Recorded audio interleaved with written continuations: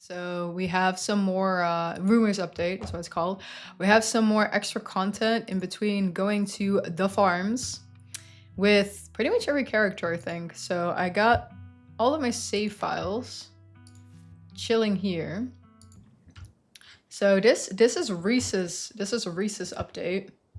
If you have Kenai and Hot in this playthrough, right? So if you have Hot trait and you save Reese, you can now overwrite whatever Reese wants to do and still go and see your cousin, even if he doesn't want you to, because, you know, she'll probably try to lock you in a dungeon or something funky like that. But we can do that. I think I need to go see my cousin. I need to talk to her. Tabitha? Right now? I really don't think that's a good idea. Whatever's going on at the estate, I guarantee you, she's part of it. Do you really think going up there and talking to her is going to do anything but make her panic and do, you know, something? Even if it's not what I suspect she's going to do. Do you really think she's planning to lock me away? You saw the room for yourself. Are you really going to trust someone who has that hidden away? You could tell yourself that she didn't know, and it was all some deep, dark family secret that she has nothing to do with, but that's a risky bet, don't you think? Let's overwrite it, and let's see what happens. Silently start walking away. She's my cousin. I have to try. Who cares if she's family? That doesn't mean she's safe. You didn't even know her until a few days ago. And yeah, we met even more recently than that, but that doesn't make my point any less valid. You don't know who Tabitha really is. And what you do know isn't painting a very pretty picture. But I want to trust her. It would be nice if we could all trust family blindly, right? But you know better than anyone by now. You can't. It's okay, though. It's not like you're alone. I'm here, and you know you can trust me. We'll figure out what's going on in Scarlet Hollow, and then we'll figure out how to deal with the last Scarlet. You can't stay here. You have to go find your cousin. You turn back towards the road, leaving him in the shady underbrush alone. But he follows you out into the sun. Naomi, I'm sorry. Come back. Let's talk about this. We can see you later, once we know more about what's going on. I promise. You push past him, starting down the road towards the mines, and your cousin. He doesn't follow, only calling after you as you continue on your way. I'll be close by. I won't be afraid to stop her if she tries something, and I know she will. You stumble down the road, your panicked thoughts directing themselves like a pointed arrow towards your destination. Things will make sense again, just as soon as you get where you're going. Though once you arrive, you're once again met by the sound of an angry crowd. The strike, it seems, is raging on, perhaps even angrier than before, bolstered by their increasing number. Kenai. You don't have to deal with the striking miners if you don't want to. You saw where Rosalina snuck in the other day. That hole in the fence is still there if you feel like being inconspicuous. Sneak past the striking miners. Go directly to our cousin. Gotta sneak past. The last thing you want is to bring other people into this right now. Especially considering the mania you can see glinting in more than a few pairs of eyes. This crowd could easily get out of hand if you're not careful. I might just make them even angrier. Because is Stella with Tabitha? Oh, Stella should be with Tabitha. Okay. Okay, well, I don't want to go inside. Okay, let's do this. Here you are, outside your cousin's office. The only thing to do is go inside. Does Reese stop me? I wonder. Does Reese stop me? Because I snuck past. I forgot I snuck past. I can't do the strike. Regardless of what truth lies at the heart of your relationship, there's no way that this conversation is going to be easy. Tabitha has been on a hair trigger since you first arrived in Scarlet Hollow, and pushing her too hard, too fast might lead to things spiraling out of control. Might be a good idea to knock before going inside. Unless, that is, you want to pick a fight. Open the door! Hi, cuz! You don't bother with announcing yourself, grabbing the doorknob and twisting it open. See, there she is. You ran to your cousin's office unannounced. She's seated at her desk, shotgun in hand, cleaning its mechanisms with focused intent.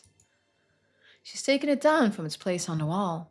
It wasn't just a particularly threatening decoration then. It's still in working condition. But your cousin isn't the only person in her office today. Stella's here too.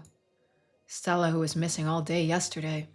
Stella, who you tore up most of Scarlet Hollow to find, standing there just like nothing ever happened. Whoa, hey, it's Naomi. Hello, you're here.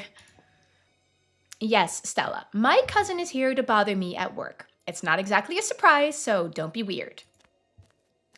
Stella darts across the room, turning the lock on the office door and slamming the bolt shut. Stella, what the hell are you doing?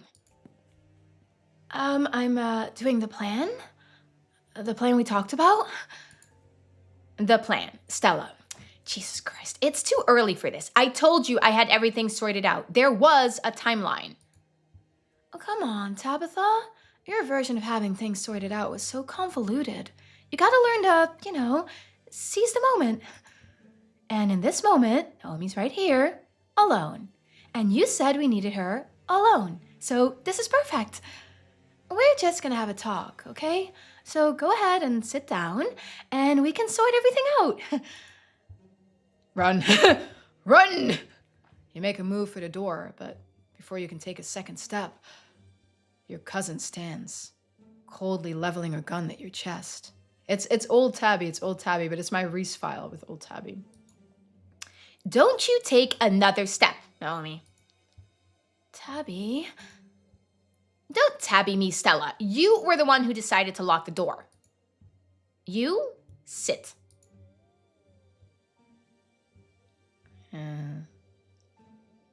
Let's be rebellious. No, let's do this. What the hell are you two doing? Let me out of here! See, Stella, this is part of the issue. My cousin is an obstinate ass. Oh, come on, Naomi. You're already here. It's not any worse to sit down than it is to stand, though I bet you'd be more comfortable. I'm not sitting. We tried doing this your way, Stella, and now we're doing it mine. Okay, here's how this is going to play out. I've just tipped a line in my desk that calls the police. Your cousin levels her gun at you before speaking again. So you can stand around like an idiot until they get here, or you can sit and talk, and maybe, depending on how our conversation goes, I'll say I bumped it on accident. So wait until the cops show up. Let's see what Reese does. You will not give in to threats, even if it kills you. Besides, she could be bluffing. You root yourself in place in stubborn defiance. Tabitha fidgets, her twitching finger dangerously close to the trigger. Finally, a police siren cuts through the uncomfortable silence. So she wasn't bluffing. Naomi, come on. It doesn't have to go like this. But you continue to wait. A knock at the door interrupts the unpleasant conversation. Miss Scarlet, permission to enter? Stella, the door. Right, sorry. Stella walks across the room to open the door. Miss Scarlet, what seems to be the problem here? My cousin is harassing me, to the point that I fear for my safety. Isn't that right, Stella? That's right. And she's trespassing too. I think it would benefit the health and safety of Scarlet Hollow if you took Naomi in and gave her some time to cool off. I don't think the mountain air agrees with her. I knew it. I always had a bad feeling about you. Don't try anything and I'll make this easy. You have the right to remain silent here. Okay, well, let's see what we can say. So this conversation is the same, but I think there's going to be a different Reese conversation now. We'll see. He's probably going to say, see, I told you so. Okay. Fine, but we should swing by the estate on our way to the station. There's things that you should see. You're not the owner of that property. Therefore, you can't give me permission to enter without a warrant. And as the owner of said property, I don't give you permission. And there you have it. And I'm not the kind of man to go breaking into people's houses, so how about we skip the detour and I just take you straight back to the station? Anything you say can and will be used against you in a court of law. Deputy Franklin whips out a pair of handcuffs, tightening them quickly around your wrists in a smooth police academy maneuver. Sorry, Naomi, but this is for the best, okay? We'll make sure to come get you before the funeral. Yeah, I bet. Now, just as the cuffs click into place, the officer's radio crackles to life. Franklin, pick up already. We ain't got all day, boy. Sheriff, apologies, sir. I was just seeing to a situation at the mines. Miss Scarlet tipped, you know what. It's all resolved, though. I have her in custody. That's nice and all, but we need you up at the farms pronto. Got ourselves a possible 10-6-7 brewing. 10-4. Wait, a 1067? That means someone's dead. Ma'am, we've been over this before. Please stop listening in on our police frequencies. Alright, kid. I don't think I've got time to take you to the station, so you'll just have to cool off in the back of the squad car. Wait, no. You've got to be kidding me. You're going to take my cousin with you to an active crime scene? That's not why I called you. You can't put my cousin in danger. Do you hear me? Franklin, quit pussyfooting around up there. We need you here ASAP. 10-4, Sheriff. I'm afraid I have to, ma'am. If Naomi's a threat to the safety of the town, it's my duty to make sure that that threat stays contained. Then I'm coming too, and I'll be taking my own car, so you can't stop me. I highly advise you don't do that, ma'am. Your advice has been taken into consideration. There, I considered it, and I'm going. I don't trust this. Stella, you stay here and man the fort or something, or go home or whatever. I'll call you later when everything's settled, okay? Do you think it could be... Their voices go quiet as Deputy Franklin drags you out of the office and out towards the squad car. You're deposited in the back seat. The door is slamming harshly behind you. Issue at the mines has been resolved, Sheriff. I'm en route. Franklin starts up the sirens. They blare as he pulls out of the mines, speeding down the road towards whatever emergency is underway, with you in tow. This is possibly one of the few times he's ever been able to do this, and despite his sunglasses and stiff demeanor, there's definitely an excitement in the way he cruises around the treacherous mountain turns. In this moment, he is alive. I won't be for much longer. Okay, let's see this one. So, you and the mayor? Do I strike you as unprofessional? Do I strike you as incompetent? You can't just wiggle your way out of being questioned by asking me about my dog. The closer you get to the farms, the more strongly a horrible feeling settles into your gut. A feeling that, by now, you're more than familiar with. Another stone. So Stella said a 1067 means someone's dead? Do you know what's going on at the farm? You know, those things are codes for a reason. Savies aren't supposed to overhear them and start panicking, and you're not exactly here for a ride-along. You know just as much as I do right now, and there's quite a few moving pieces in that dispute. Duke, Bo, and Irma Calloway, Julius Tremaine, any of them could be a possible victim or possible perpetrator. Tensions are high between those families. It's been a real pain in the ass for the department and a sinkhole for our county's resources. And that's just keeping the list of possibilities limited to the most directly involved parties. From what I hear, the out-of-towner Winnie took in has been spending a lot of time up by Julius. So that's another possible body right there. I'm just glad I've got you in cuffs. Last thing I need right now is you getting up to more trouble. I've never met Julius Tremaine. What's his deal? How fortunate for you. He's got a reputation around here as one of the more unpleasant and surly individuals in town. One of those sovereign citizen nutjobs. Anything to keep people away seems like a good thing in his book.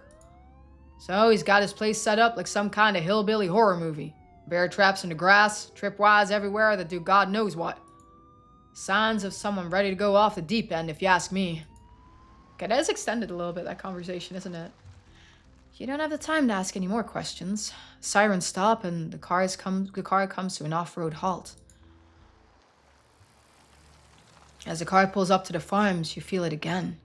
A tingling at the back of your skull. An urgency. Almost like a hand pressing you gently forward with the threat that it might become more forceful if you don't comply. Like so much crying. Crying that can only stop if you tend to it. Deputy Franklin gets out of the car, leaving you in the back as he joins the assembled crowd. All right, Sheriff, what's the situation? I'll tell you what the damn situation is. That bastard Julius got hold of my boy, and he won't let him go. It's a damn kidnapping, and you fellas better get in here and shoot that rat bastard shit stain before I do it myself.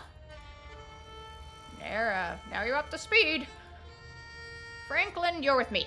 Let's head on in and get a handle on things. I better go in first. That son of a bitch has a place all strung up with traps, but I know how to spot him. Mr. Calloway, it may be best you stay out here with your wife and me. This is police business now. And as far as I see it, it's family business. And it always has been. Whether or not you finally decide to get your sorry asses out here to finally do something about it or not. It's your fault he ever decided to take it on himself to go investigate what happened to Big Betty. It's all 'cause y'all didn't listen. That's right. So now you owe me. I'll bring up the rear if that makes you feel like big tough guys, but you can't stop me. Not while my boy's in trouble. All right, I hear you. Your boy's in there and you want some peace of mind. I understand that. But don't you go making more problems than we already got. You hear me, Duke? Leave that gun with Irma. Fine, here. Something happens to me in there, you know how to use it, honey. And you best use it. Please try to refrain from making threats of violence in front of officers of the law, Duke. Then you fellas better go and get our boy back. Without another word, the officers split up. Derrickson heads for the squad car while the three men start up the hill to Julius's shack. Irma stands on her porch, clutching the shotgun and watching the other house intently. Hey there, Dobie. Sorry you had to come along for the ride. We'll have you back at the station soon enough. Sounds like this won't take too long to saddle. In the meantime, I'll just keep you company out here. The thing calling out to you is starting to lose its patience. You need to find a way out of here before it gets angry. So it's extended to, I'll give you $100. Okay.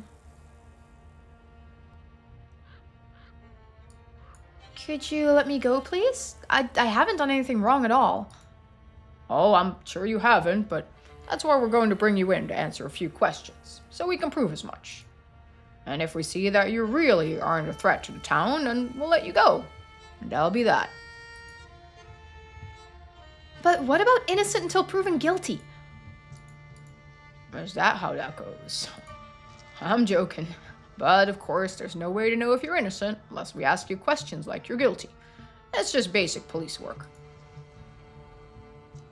Don't you think Duke might escalate things? Oh, I'd bet on it. But it's not me who makes the big decisions. Sheriff Hugby always has the final say. And I suppose Duke made a good point about those traps. He does know him better than any of us. Maybe he winds up being more useful than not. At the very least, he won't be pissed at us if things don't go the way he wants. You don't really think Bo is dead in there, do you? I'd love to be wrong about this. I really would. But Bo's a big man. Hard to keep a big man like that from moving around and making a fuss, and we've seen a whole lot of nothing going on in there. Still as the grave, if you pardon the expression.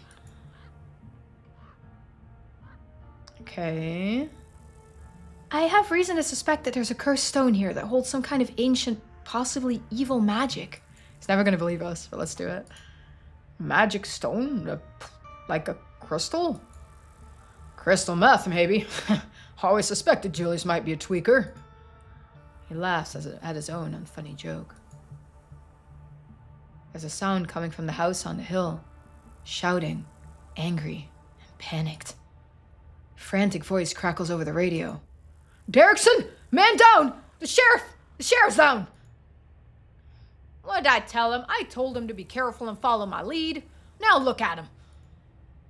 Mr. Calloway, if you could please clear the line and let Deputy Franklin give me a proper status report. Deputy, is he breathing? And do you have eyes on Mr. Tremaine and the hostage? We're on the way to the basement now, sir. You better be careful, meathead, if you don't want to wind up like you're... You hear an ungodly noise over the radio. A gunshot, and then static. Franklin, report? But there's only silence. Damn it, Franklin. Deputy Derrickson hesitates briefly outside your door, as if hoping someone might leave the farmhouse without his getting involved. But after a few seconds, he's heading up the hill, yelling something to Irma. There's Reese, coming to save us. The front door opens and a long arm reaches in, grabbing Derrickson's keys where they were left on a dashboard. Naomi! Reese frees you from the car, hunching beside you as he fumbles with the tiny keys, made even smaller in his monstrous hands. Sorry, I'm trying to make it quick. The stone is immediately louder outside, practically buzzing in your ears. It's getting hard to focus on anything else. Even Reese's hands on yours performing some clumsy, intimate act with the keyhole aren't able to draw your attention away from the urges that have started gnawing at you. Though there is at least a relief as the handcuffs fall from your wrists. They were going to be a problem. There, you're free. I'm glad I followed you to the mines. I had such a bad feeling about Tabitha, and I was right. She's completely out to get you. It felt so awful watching you get carted off like that. It was all my fault, too. I should have tried harder to stop you.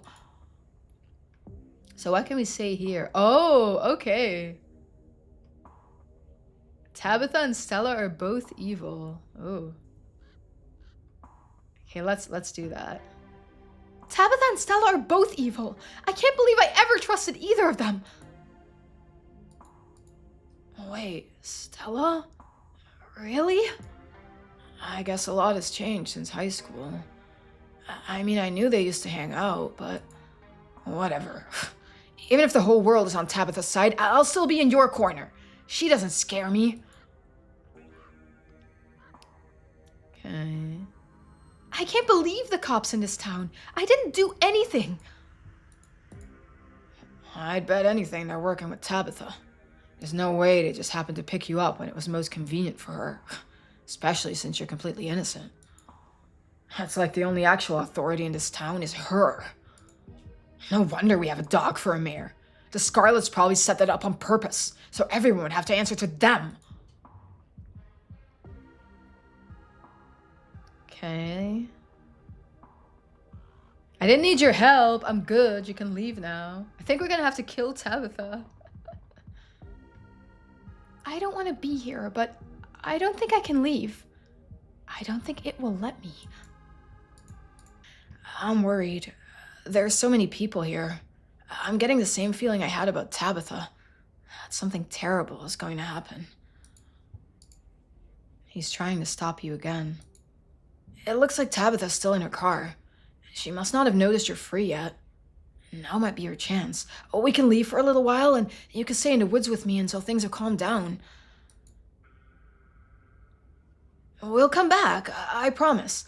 And you can do what you need to do, but anything could be happening up there right now. No, you can't run now. The humming's here, and the only way to make it stop is to find its source. The farmhouse. He's interrupted by the sound of another car pulling up to the farms. Oh, shit. Reese! Oh, me. Hey, wait, don't! There he goes. But he's already running away again, diving back into the trees. Your feet aren't moving. You don't want to go back to the woods. You want to go up to the hill. What the hell was that? That was my son. You remember Reese, don't you, Tabitha? You were classmates. No, I don't remember going to school with a 10-foot-tall rat man. He's, had a bit of a growth spurt. What are all of you doing here anyway? I got a page about a possible homicide. Did half the town hear about this before I did? I banish the harpies. Okay, wish you hadn't. Oh, that's. I'm gonna go. See you guys around. else do we have? There's a magical stone nearby. I think it's done something. Just like all the other magical stones have. Magical stone. Oh, that's all. Magical stone. Nearby. Came out a little differently than you'd planned. It's hard to focus right now, and words feel unimportant. You just have to get to the farmhouse. Ignore my cousin. There's something going on in the house over there. That shitty-looking one. Julius has my boy in there. Bo's been inside for hours now, and I just know something ain't right. And now the police have gone in there too, and none of them have come back out. Then it wasn't Reese. Thank God. I'd appreciate it if you saved your thanks for once to get my boy out of there. I'm sorry, Miss Calloway. Hugby didn't give me much to go on. And you haven't heard from him since he went inside. You don't have to listen to all of this. It's hard to make out anyway over the humming in your ears, and the stone's voice is calling from wherever it's been hidden. You'd better answer. It would be rude not to do so. You turn and start across the hills up towards Julius's place. Oh, hell. Now the city Scarlet's going up there, too. Hey, get back here! Naomi, do you have a death wish? There are men with guns in that house. You can't just barge in. Never mind that. She's arrested for a good reason. My cousin needs to be behind bars, or even worse things will happen. Thanks, Tabitha. How you sacrificed your years for us. You can hear them coming after you. Tabitha's heavy boots and the doctor's light jog. Only the farm lady has decided not to follow you. It's nice of her not to get in your way. Maybe she knows that this is important. Please let me know if Bo's all right. The door opens, the rusted hinges screeching, and you step across the threshold. Dr. Kelly's hand is on your shoulder, trying to pull you back, but you pull forward instead. Sheriff Hugby dangles in the middle of the room. An axe attached to some strange mechanism is in the ceiling. It's embedded in his face, holding up his corpse in an imitation of life. Jesus. Don't move, Doc. This place is a damn death trap. And this old guy really is crazy, huh? Who the hell put something like that in their house? Past the body, you can see a giant pumpkin through the door to the garage, cracked open. Its guts strewn across the floor. Seeds dotted across the hardwood like a trail of breadcrumbs leading to the basement stairs. What the hell is going on here? Damn it, Derrickson, we don't need all these bodies to look out for. Franklin's already nearly got himself shot.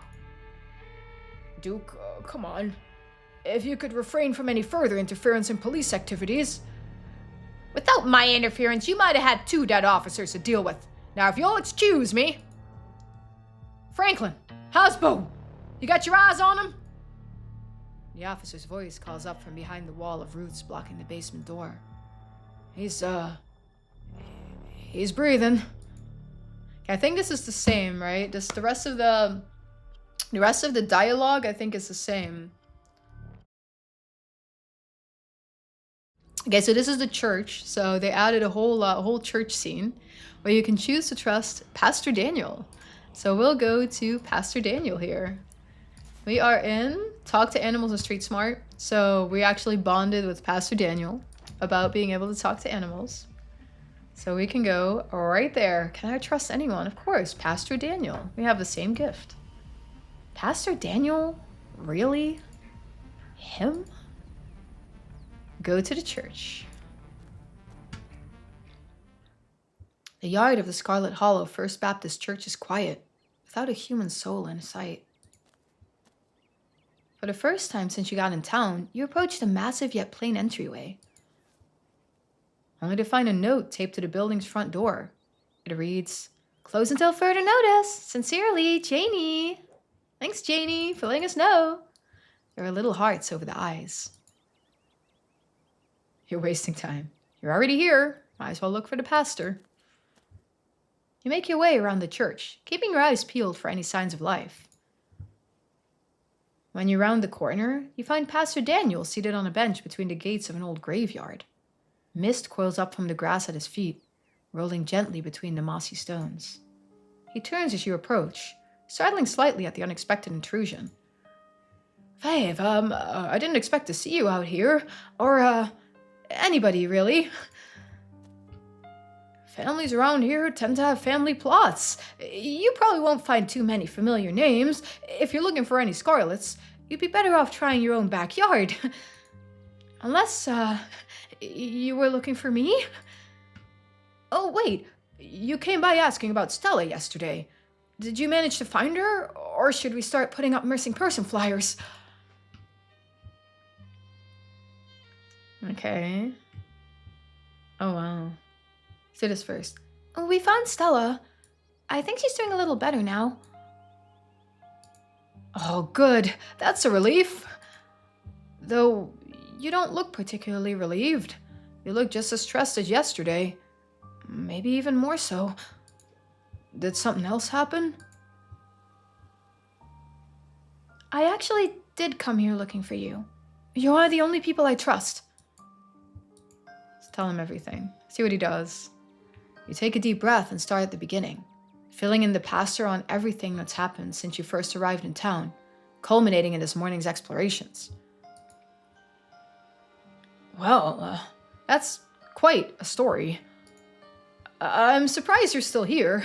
I think if I'd gone through even half of that, I would have booked it out of town as soon as humanly possible. I suppose it says something about your resolve, then, that you didn't. It sounds to me like your great-great-grandfather was even more of an influence on the Hollow than the history books would have us all believe. To think that even now, generations after his death, the specter of Enoch Scarlet still looms over our little town. And I don't just mean that metaphorically. If what you found in the estate is any indication, it could very well be that the whole of Scarlet Hollow is under the influence of witchcraft. Not many people would be able to see the things you saw and still hold faith in someone like your cousin. It takes a certain strength of character on your part, or maybe a little foolishness. But, I admire you for it anyway. Okay, not sure. Oh, let me see our playthrough. Did we hang out with Tabitha? Call Tabitha. Waited for Tabitha for going into the mines. Warned Tabitha about the strike. Invited Tabitha and Avery ghost hunting. I think we're decently friendly with her here, right? Stella shared her feelings with me, but I turned her down. Okay. Visited her in the office. I think we're relatively close to Tabitha here. Not too bad. Not too bad, not too bad. Okay. Open hearing her side of things. I wasn't exactly fishing for compliments. I'll do that.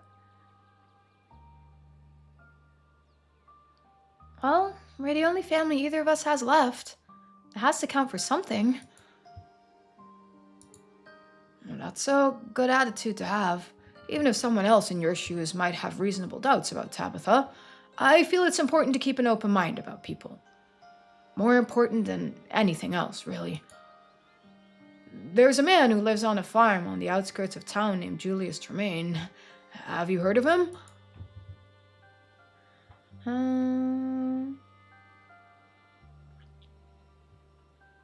I have no idea who that is. He's that guy who stole Bo's pumpkin, right?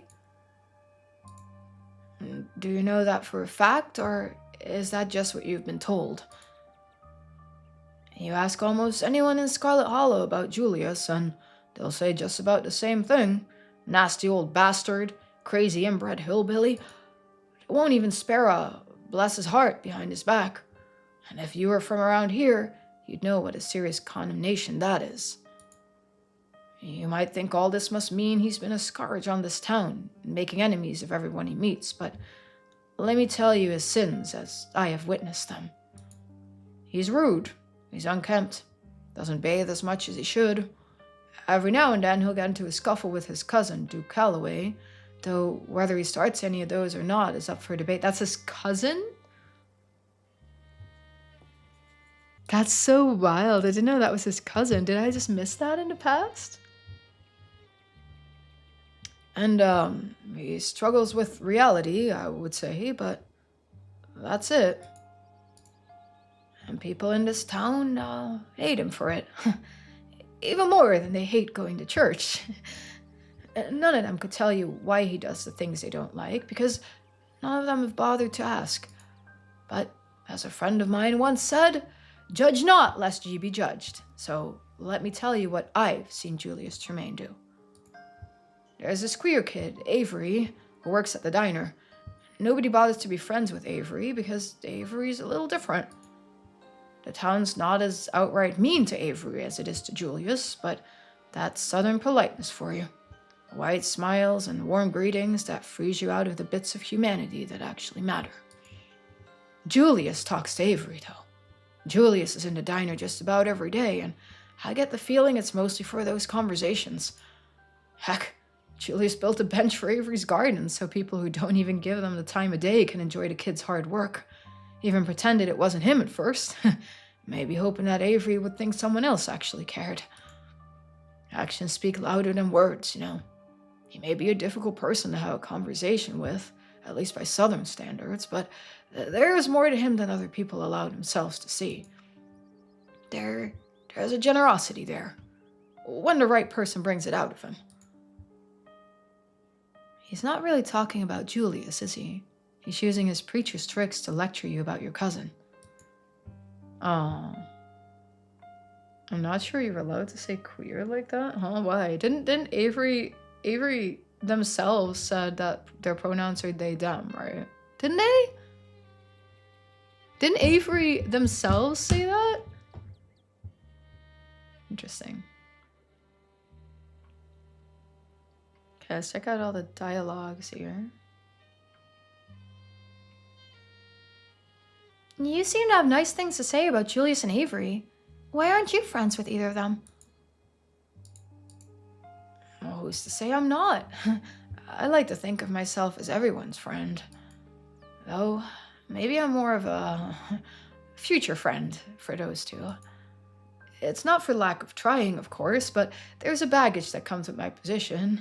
Julius Tremaine wants nothing to do with me, and it would seem that Avery has a complicated relationship with the church, given their background, you know? But maybe one of these days, I'll get them to break bread with me. A congregation of misfits would suit me just fine, considering I'm in a similar boat in the town's eyes. They could be so mean to this guy. I don't want to be so mean to this guy. Getting closer would hurt people tried. Oh, this is mean too. What if getting close to him? And why do I have to be so mean to this guy? I guess we'll do this. I'm not sure you're allowed to say queer like that. That's not what my friends on the internet say. They tell me it's been reclaimed. Okay, I guess we remain silent. I don't want to be so mean to this guy.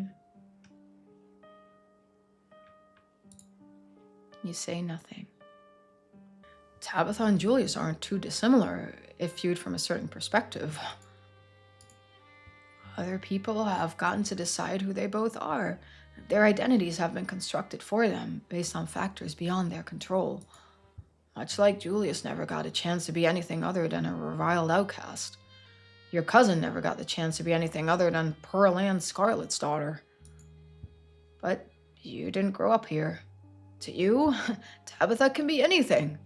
Or anyone. I know you're willing to give her a chance to explain things, but you still didn't trust her enough to go see her before you came to me, of all people. So if you're looking for someone to give you a nudge, then I'll give you a nudge. Just keep in mind that life is short, and God's kingdom is eternal, and Tabitha has yet to prove herself to be a lion, let alone a snake. Tell me, Ave, are you of a religious persuasion?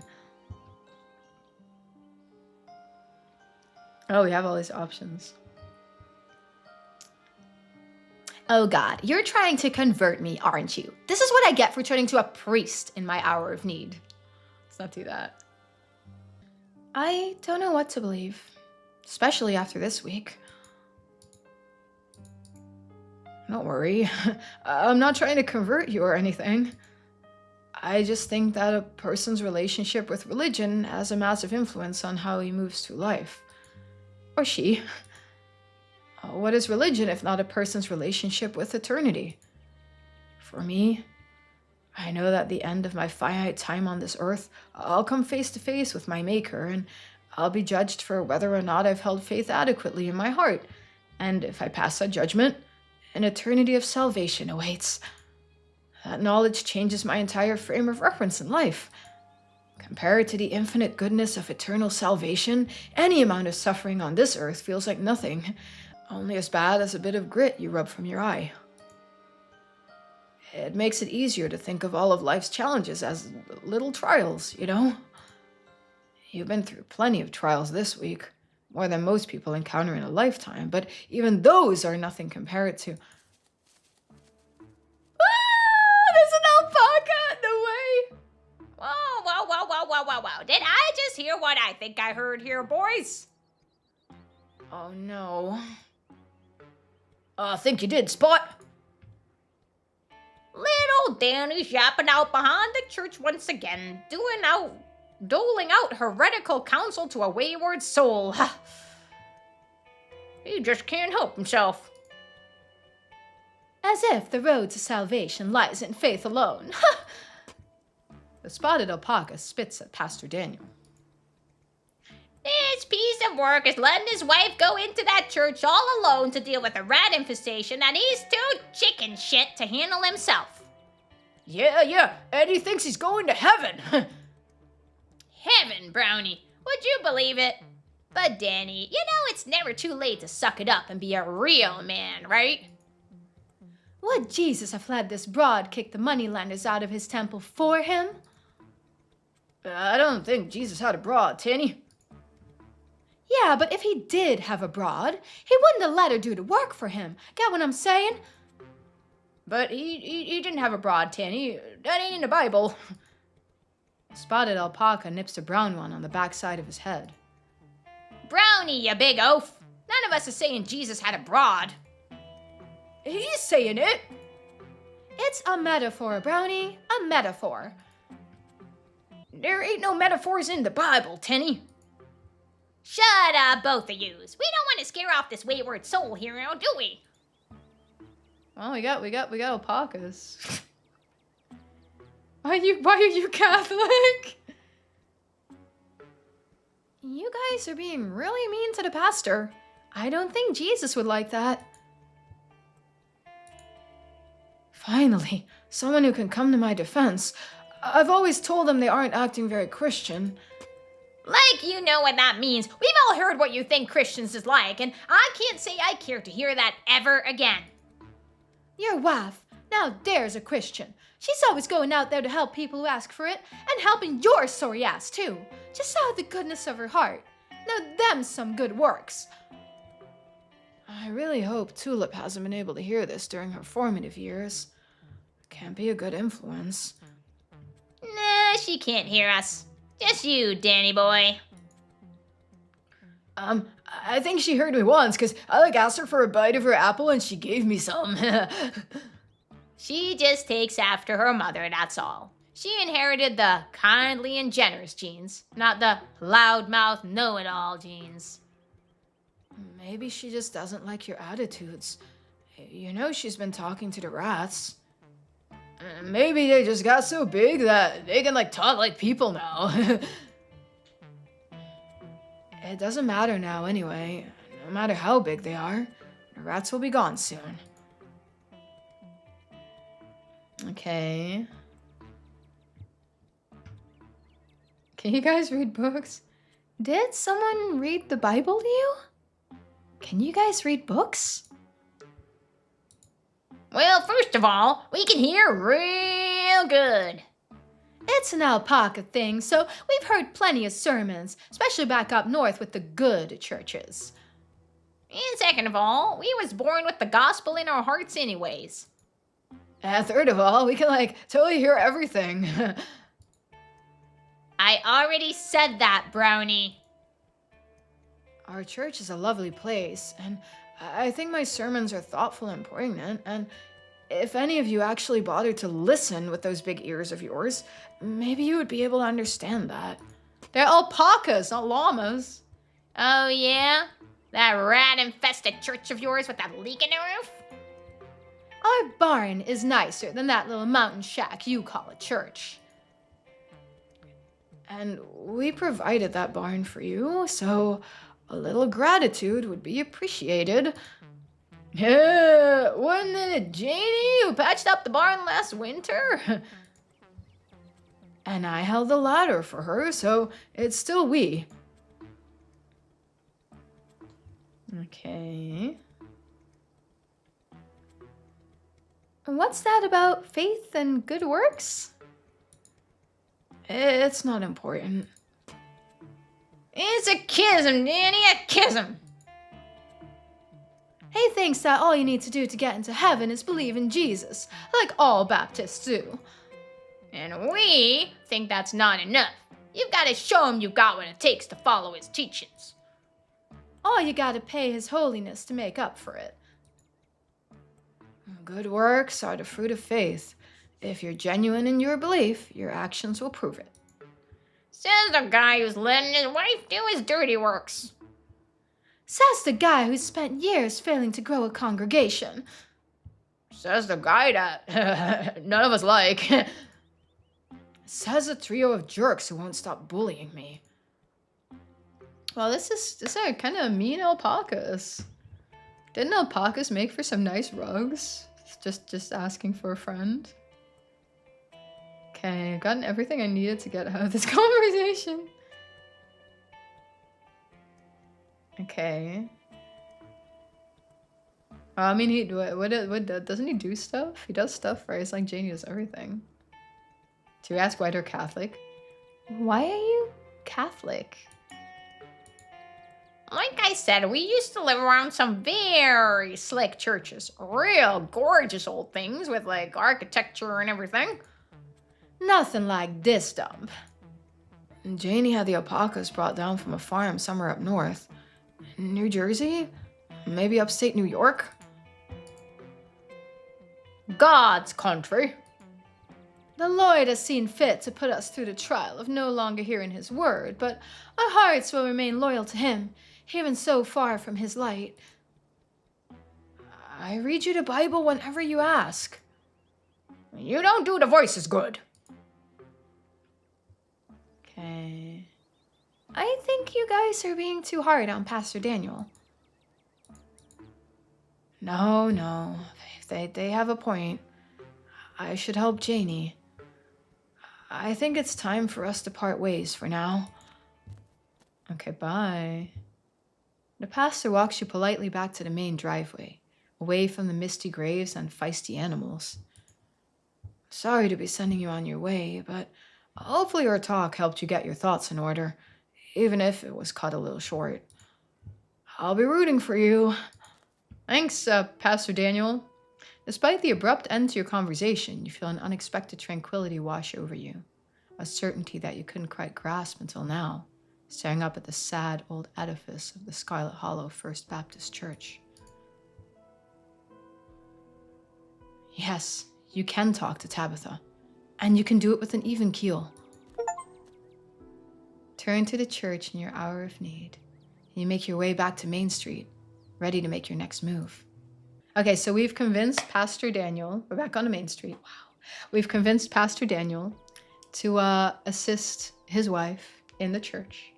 Now let's speed run over there. 5 minutes later. Okay, we're here. So now Pastor Daniel went to help Janie. Let's see what happens here. You're outside. It's raining.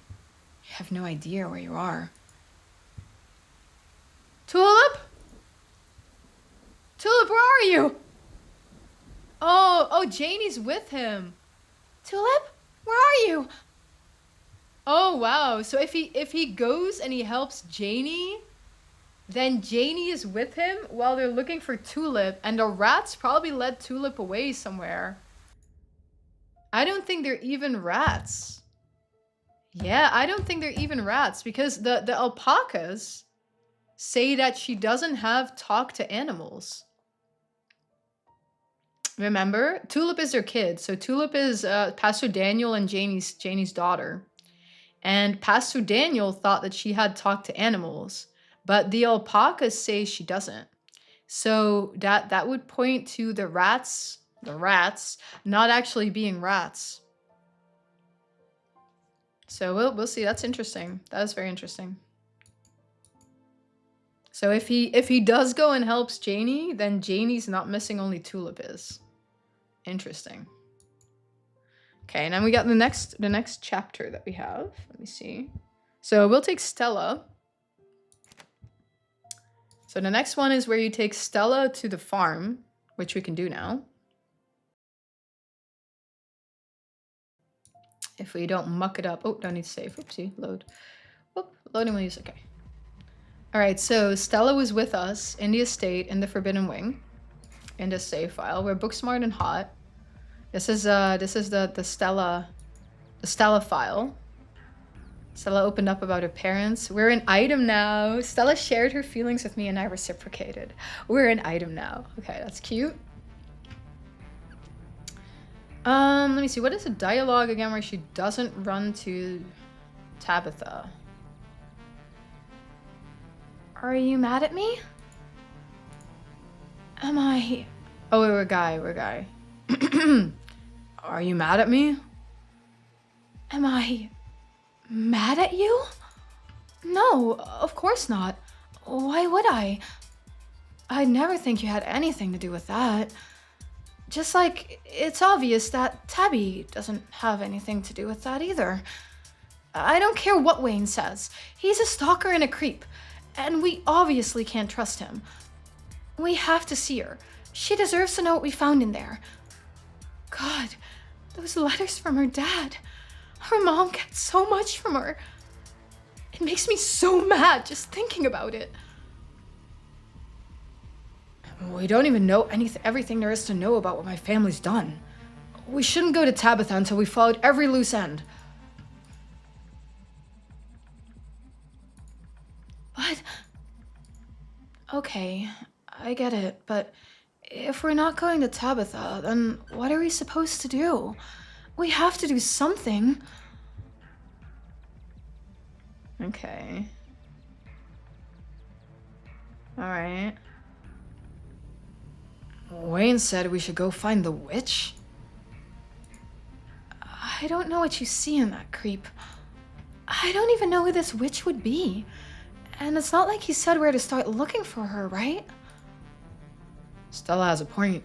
You have no idea where to even begin finding this witch, or for that matter, who she, like Stella, you assume this witch is a she, could possibly be. Let's think harder. There's a blurred place that comes to your mind when you think about this witch. Less of a place and more of a location, but less of a location and more of the idea of a location. A sort of almost location where you feel like you know where it's meant to be, but where you couldn't for the life of you describe it. But you could follow that important feeling. Walk alongside that strange feeling. Okay. I can't explain it, but there's a feeling, like I know where to go. Okay. You take Stella by the hand and rush down the road into town, Gretchen clutched tightly to her chest. And you follow that blurry feeling, your attention drawn with a tunnel-like focus to the rhythmic falling of your feet, your surroundings distant and unreadable, save for the warmth of Stella's hand gripped tightly into your own. You lose sense of time as you go. But then the footfalls stop and you find yourself on Scarlet Hollow's main street, in front of an old bricked-up building that you don't recall ever seeing before. And this is it. You know it is. Oh, is this what you were looking for? I don't know. It doesn't look like there's anybody here. Those bricks are pretty sturdy. It wouldn't be easy getting in. Look, I don't know what you thought you were going to find, but clearly it's not here. We're out of options. Let's just go to Tabby. It's not going to be the end of the world, I promise, okay? Hey! It's Miles, one of Scarlet Hollow's resident youths. Oh, hi, Miles. What are you doing here? Just looking for Sybil. What are you doing here? Aren't you supposed to be chasing like the Loch Ness Monster or something? Well, Kyle wanted us to find a witch. For whatever reason, that witch was supposed to be around here on Main Street in broad daylight. That probably sounds a lot like we might as well have been looking for the Loch Ness Monster, doesn't it? Look, don't worry about it. We'll get out of your hair. No. Witches are real. You know it. That's why you came down here, right? You know there's something wrong. I think I did something bad. It has to do with Sybil and somebody else. And that somebody else feels really important. And I feel like if I don't remember before it's too late, somebody's gotta... Never mind. This was stupid. I just sound crazy. Not crazy, but you and Kyle are starting to scare me. Can somebody just tell me what's going on? He doesn't sound crazy, though. You feel an odd sensation as he's talking. A creeping recognition. But you can't seem to hold on to it. A slippery thought that refuses to be fully recognized. No. Should we do this? Should we do this? Something's gone wrong. Like, something's supposed to be here, and it just isn't. So, you're messed up too. This is so stupid. I don't know what's got you two so worked up. It's just another boarded up store. Main Street has plenty of them. He tries to collect himself, wiping away his tears and choking back whatever remaining sobs he had left. Look, I don't know about her, but you seem to get that something's like actually wrong here. Like none of this makes any sense. There's this guy on the edge of town, Julius. And he's crazy, right? But I remember him coming around and asking questions. And he always had this notebook with him. I don't remember what he asked me, but he'll remember it. You gotta go talk to him, or get him to show you that notebook. He probably knows more than anybody what's going on. I didn't want to have to ask anybody to help me, but it's like, I can't think straight, okay? I need somebody to do this for me. I don't want to feel like this anymore. Not again. Please, not again. Do what for you, Miles? I can't know how to help if you don't tell me what all of this is about. I'm lost. Forget it. This is so stupid. Miles, wait! But the young man turns and leaves before giving any further details. Seriously, what the hell is going on around here? Why isn't anyone talking normally? It's like everybody's going insane. Unless I'm going insane. Okay, whatever. I'm just gonna keep rolling with it, I guess. We have a place to go, so let's go. You and Stella make your way down the road and towards Julius Tremaine's farm in search of answers. Answers that you hope will finally start to bring things to a resolution instead of unearthing even more mysteries. He reached the dirt road, marked with a signpost for both Calloway and Tremaine Street. One road, forced to bear two names. Here, follow me. There's a shortcut that should get us up there a lot faster than the road would. Stella takes your hand, pulling you off to the side towards the woods. She starts guiding you along what seems like little more than a deer path, though one she clearly knows well enough to traverse through the overgrown patches where the wilderness has tried to creep back in. Something about this path is making you feel unmoored, like you're floating along after her. You would blame the budding romance between the two of you, butterflies in your stomach making you feel like you're lighter than air as she drags you through the underbrush, but another part of you recognizes this feeling. There's something that wants to be found, and you are on your way to finding it. I haven't taken this old path in a while, but the kids at school used to come out here around this time of year, so I still know it pretty well. And they used to dare each other to ding-dong ditch the Tremaine place, always around Halloween, until Duke started to threaten everybody with a shotgun if they snuck around his place. He only ever fired warning shots, but nobody wants to be the first one to get hit. Why were you ding-dong ditching the Tremaine place? Well, he's sort of a local legend. Not the good kind, though. His house is technically a local landmark, but it hasn't had much upkeep, so it's kind of falling apart. It looks super haunted. And it doesn't help that everybody's parents were always telling him not to go up there, because he has all these booby traps hidden around his property. I know that sounds crazy, but it's true. A kid I know almost stepped on a live bear trap once. And he does that all because he has his family's gold hidden in the basement. He doesn't want anybody sneaking in there to steal it. So every October, a bunch of us would go up there and scare each other. It was great. Pretty sure he was in on it too, since he always played it up for us. Doing the whole, scary old hermit routine.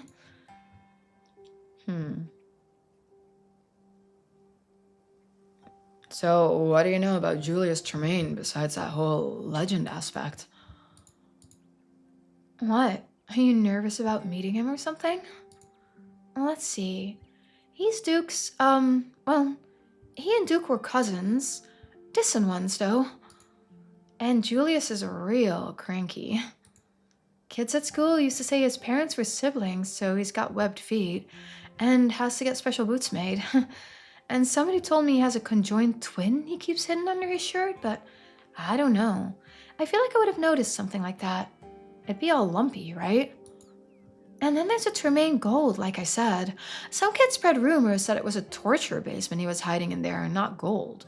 Because if he was rich, he'd fix the place up. But I think he likes to keep it dingy, so no one suspects that he's got all of that money. Especially Duke, who he probably figures would want to cut if he knew for sure he had old family wealth. The Tremaines and Callaways have been fighting over property ever since the farmhouse was split in two. And that's why there are so few of them left. They kept shooting each other, so it really is just the two of them right now. Oh, you've met Julius, actually, or at least seen him. He was in the back of the diner that day you first got into town. The old guy with the newspaper, frowning at everybody? That was him. He's in there pretty much every day. Okay. So what if he wasn't in on it? Wouldn't that have been kind of mean? I don't know. We were kids. Who could be mad at a bunch of kids? I'm sure he thought it was funny. And it's not like I do it anymore. That would be messed up. Adults shouldn't ding-dong ditch. Or do any of the other stuff we used to do. But we should ask him when we get there. And, we can all just laugh about it. Okay, Stella, let's keep going. Let's keep going. I really don't want to stay still right now.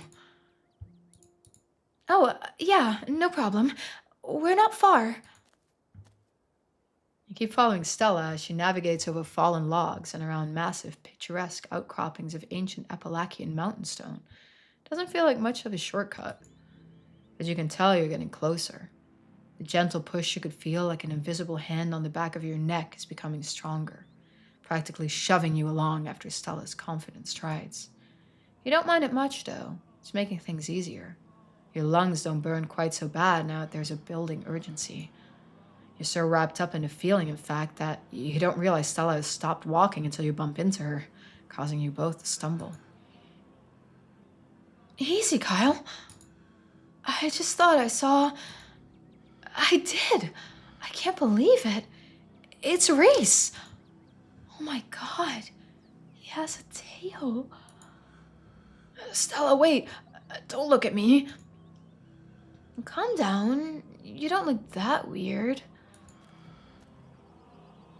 Don't worry, Reese. Kyle already told me about what happened last night. I'm just glad that everyone's okay.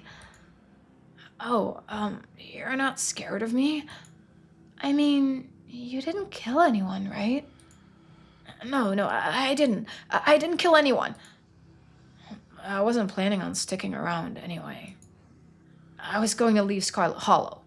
That was my plan after I ran away, but it didn't work. I managed to get to the edge of town, but as soon as I stepped over the line, I couldn't keep going. I had to stop. It was like someone was grabbing my heart and squeezing harder for every step I took. I couldn't breathe. I was sure something horrible was going to happen if I kept walking. Yeah, she's probably into him having a tail because she's like, oh my god, this is going to make me so much money on my YouTube channel. Stella, I see you. I see you. So I kept wandering around town, trying to find some other way out, but instead I found Okay, this is gonna sound crazy, but I found these pockets of emotion. I think that's what I would call them. I think they're around those stones, like the one in the clinic. They're talking to me. Not in words, just feelings and pictures. There are more of them. There's one close by and it's really loud. So loud that I can't ignore it, even on the other side of town. It's just yelling and yelling. So, you think something might be happening? I do, yeah. And I'm pretty sure I heard sirens and I think a gunshot. This is a nice little dialogue we get here. Not gonna lie. I think this is the dialogue that you can get with Reese here. If he's not in the romance route with you, right? So he's not going with you from the get-go. You couldn't leave town? No, I couldn't. I'm stuck, I think.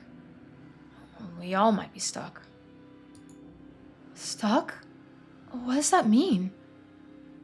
Stuck how? I think at this point, it's probably obvious that this isn't exactly a normal town.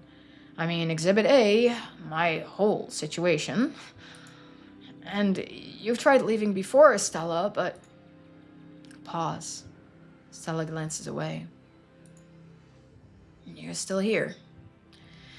And I think it's gotten a lot worse. More restrictive. It's holding on to everyone tighter than ever. So much talking. This is all a distraction. What are the stones saying to you? Can you figure it out? It's hard to explain. There was one in the library, right? That one feels like a headache. Like it's trying to go somewhere and it just keeps hitting a wall. And up at the mines, it sounds like whispering. And it feels cold, even though it looks like fire when I focus on it. And this one, it's like roots underground, warm and growing, taking something that doesn't belong to it. It's lonely, but it doesn't want me here. It wants me to leave so badly. How many more of these things are there? I don't know. I mean, this one's too loud. It's hard for me to make out the ones that are still asleep. Something stirs in your mind, an emotion, angry and petulant. Keep going, it says. Keep going. What do you know about this Julius Tremaine guy? That old guy up on the hill? Yeah, the one we used to prank. And where that younger kid almost got his leg stuck in a bear trap that one time. Yeah, I remember. I stopped going with you after that. All I know is he's kind of like a shut-in. Doesn't really like people. And he hates trespassers. Did he hate us? I always figured he was just goofing around, playing it up, you know? And you skipped the part about the gold in his basement and his webbed feet.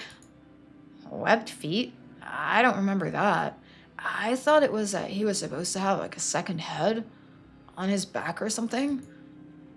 And there's no way the gold thing is true. I mean, you've seen how he lives. The kids at school said he tortured people in his basement. That was what I heard. No way. People would be going missing. Somebody would have found out. And obviously he can't fix up his house so the Callaways would know he had money, and they would totally come after it. And neither one of us really knows anything about the guy, do we?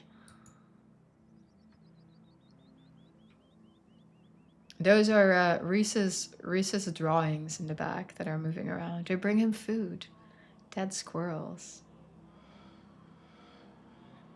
You're not crazy. I feel something out there. Good, good. I mean, like, not like good, like it's a good thing to feel it, but it's a good thing that we both feel it, I guess. There's Wayne. Can one of you fill me in? Do you know what is happening out there? No idea. It's a weird feeling more than it's anything concrete. I just wish it would stop. It's so loud. And then get out of Kyle's way. Not this guy again. The girl doesn't matter. She can go where she wants. I know she won't be any meaningful trouble. The girl? Who? Me? But you have formed a mistake. Take the opportunity I'm giving you. Unless you want another wounded limb, you'll leave Kyle be. Reese clutches his shoulder reflexively. The arm still hangs slightly limp, weaker than the other, the way it did yesterday after Wayne touched it.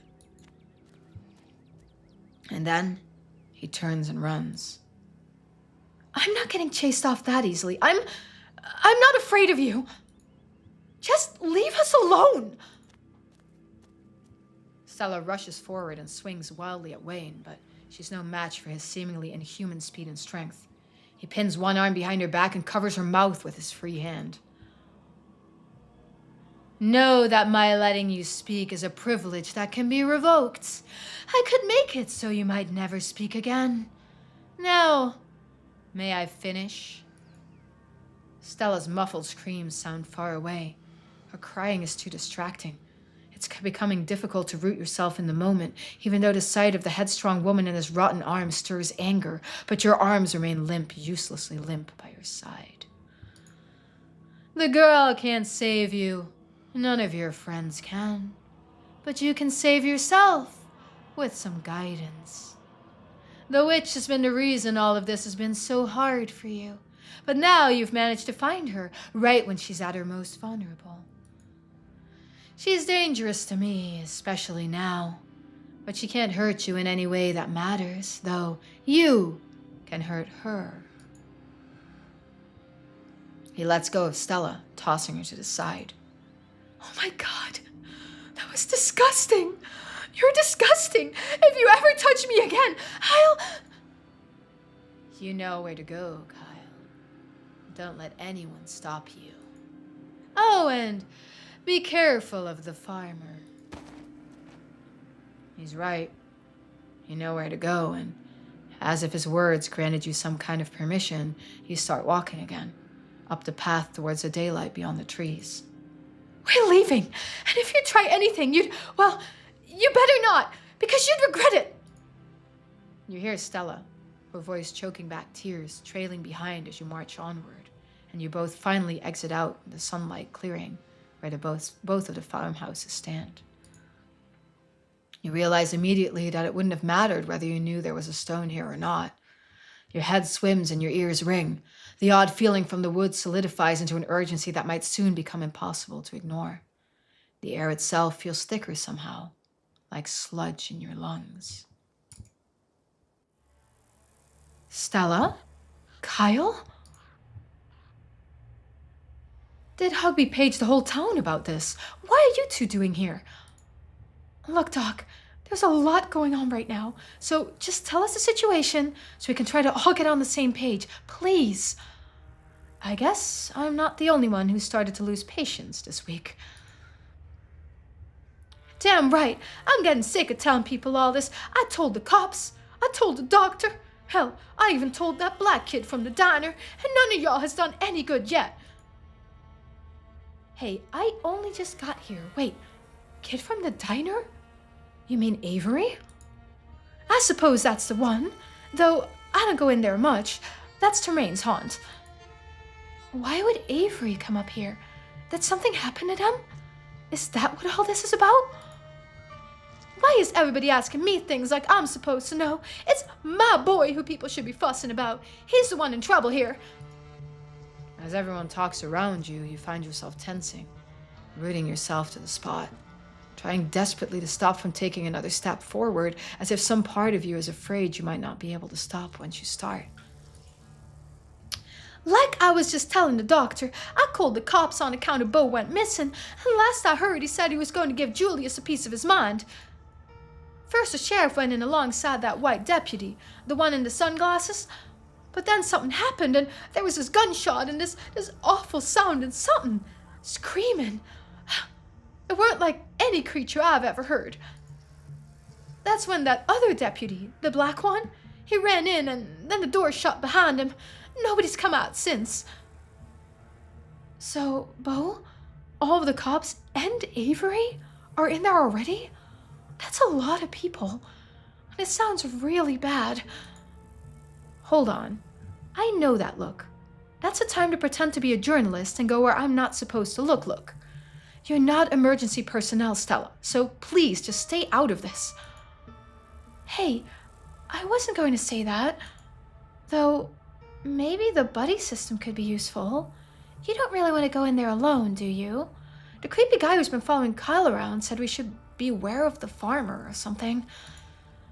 Well, obviously, I doubt the extremely private Julius Tremaine has taken well to suddenly having a house full of cops. Hold on. Before we do anything, we should talk about this, no? 3 women impatiently wait for you to continue. Okay. Julius Tremaine, what's your take on him? Is he usually open to conversation? No, I wouldn't say he is. Not to speak ill of people, but that man's rotten, inside and out. The Tremaines have always been that way, ornery and keep to themselves, you know?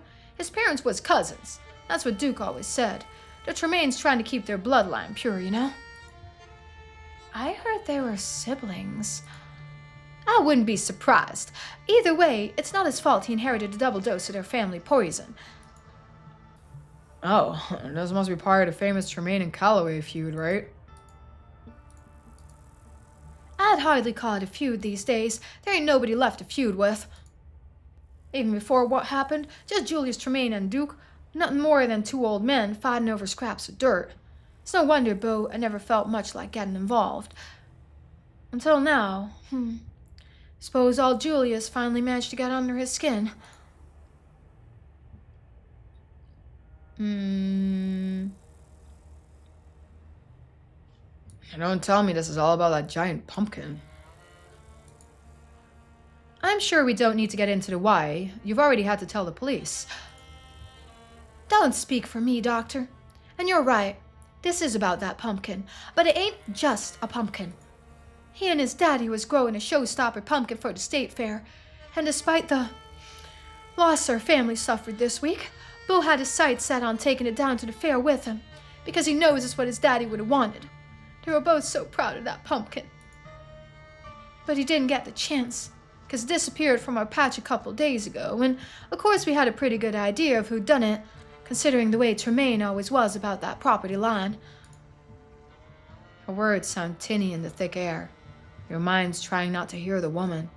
Your focus slipping, but you persevere. Beau tried to do right and go to the police first, since he's a sensible young man and all, but they wasn't much help.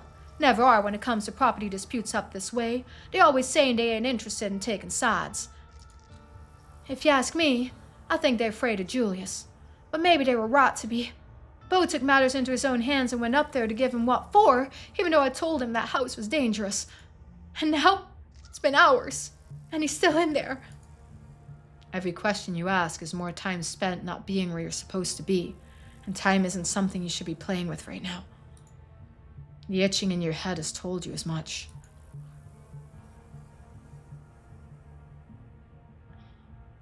Okay, let's not do that. Enough questions. Something terrible is going on. Okay, let's do that. Something terrible is going on in there. That's right. So everybody just stay here and... Sorry, Doctor, but we can't. We came here for a reason, too, so we should stick together. We can always wait outside until you give us the all clear, but we have to talk to Julius. It's important. I also probably know the place better than you do anyway, so it's not like we'd be dead weight. The front door is trickier than the back door, and I wouldn't be surprised if people got stuck because of some auto lock or something. So I figure if we go around back, we'll avoid whatever tripped everybody else up. Okay, fine. I don't feel like fighting you today anyway. Not that there's any point in trying to stop you when you get an idea in your head. But I'm going in first. Mrs. Calloway, could you watch Gretchen while we're in there? I don't want her accidentally springing a trap. All right. Finally, people start moving. You walk quickly, your body relaxing, the tension of the pause fading away, rewarding you for going the right way, heading towards the thing that needs you. Who am I supposed to call when y'all get stuck too, though? That's the last you hear from the woman before you're finally out of earshot. A neglected farmhouse looms over you, the shaded porch feeling impossibly inviting, the door practically begging to be opened. Back door, remember? I don't see how it really matters. It sounds to me like a great way to waste time. Feel free to think that now, but don't forget to thank me when we don't wind up stuck inside like everybody else, okay? You agree with the doctor, but you don't get the chance to say as much before you're being pulled off to the side through the ankle-high grass and into the overgrown backyard. Dr. Kelly? Why did the sheriff call you out here anyway? Is there something we should know, like a medical thing? You really are a nosy little busybody, Stella. But I suppose I should prepare you for the possibility of what you might see in there. Hugby paged me at 1066. A 10? Oh my god. Someone's dead? Keep your voice down. Bo's mother doesn't need to hear that. Everything feels so distant. Doesn't matter what you feel inside, you just really, really want to be there. It'll all make sense once you are. So open a door. You keep walking, not hesitating the way the others are. Hey, we said I'd go first. Get back here. But they're all moving so slow. You're already at the door. Your hand is on the knob, twisting, pulling. It sticks, but you yank harder, knowing that the screaming will stop soon if you can just get it open.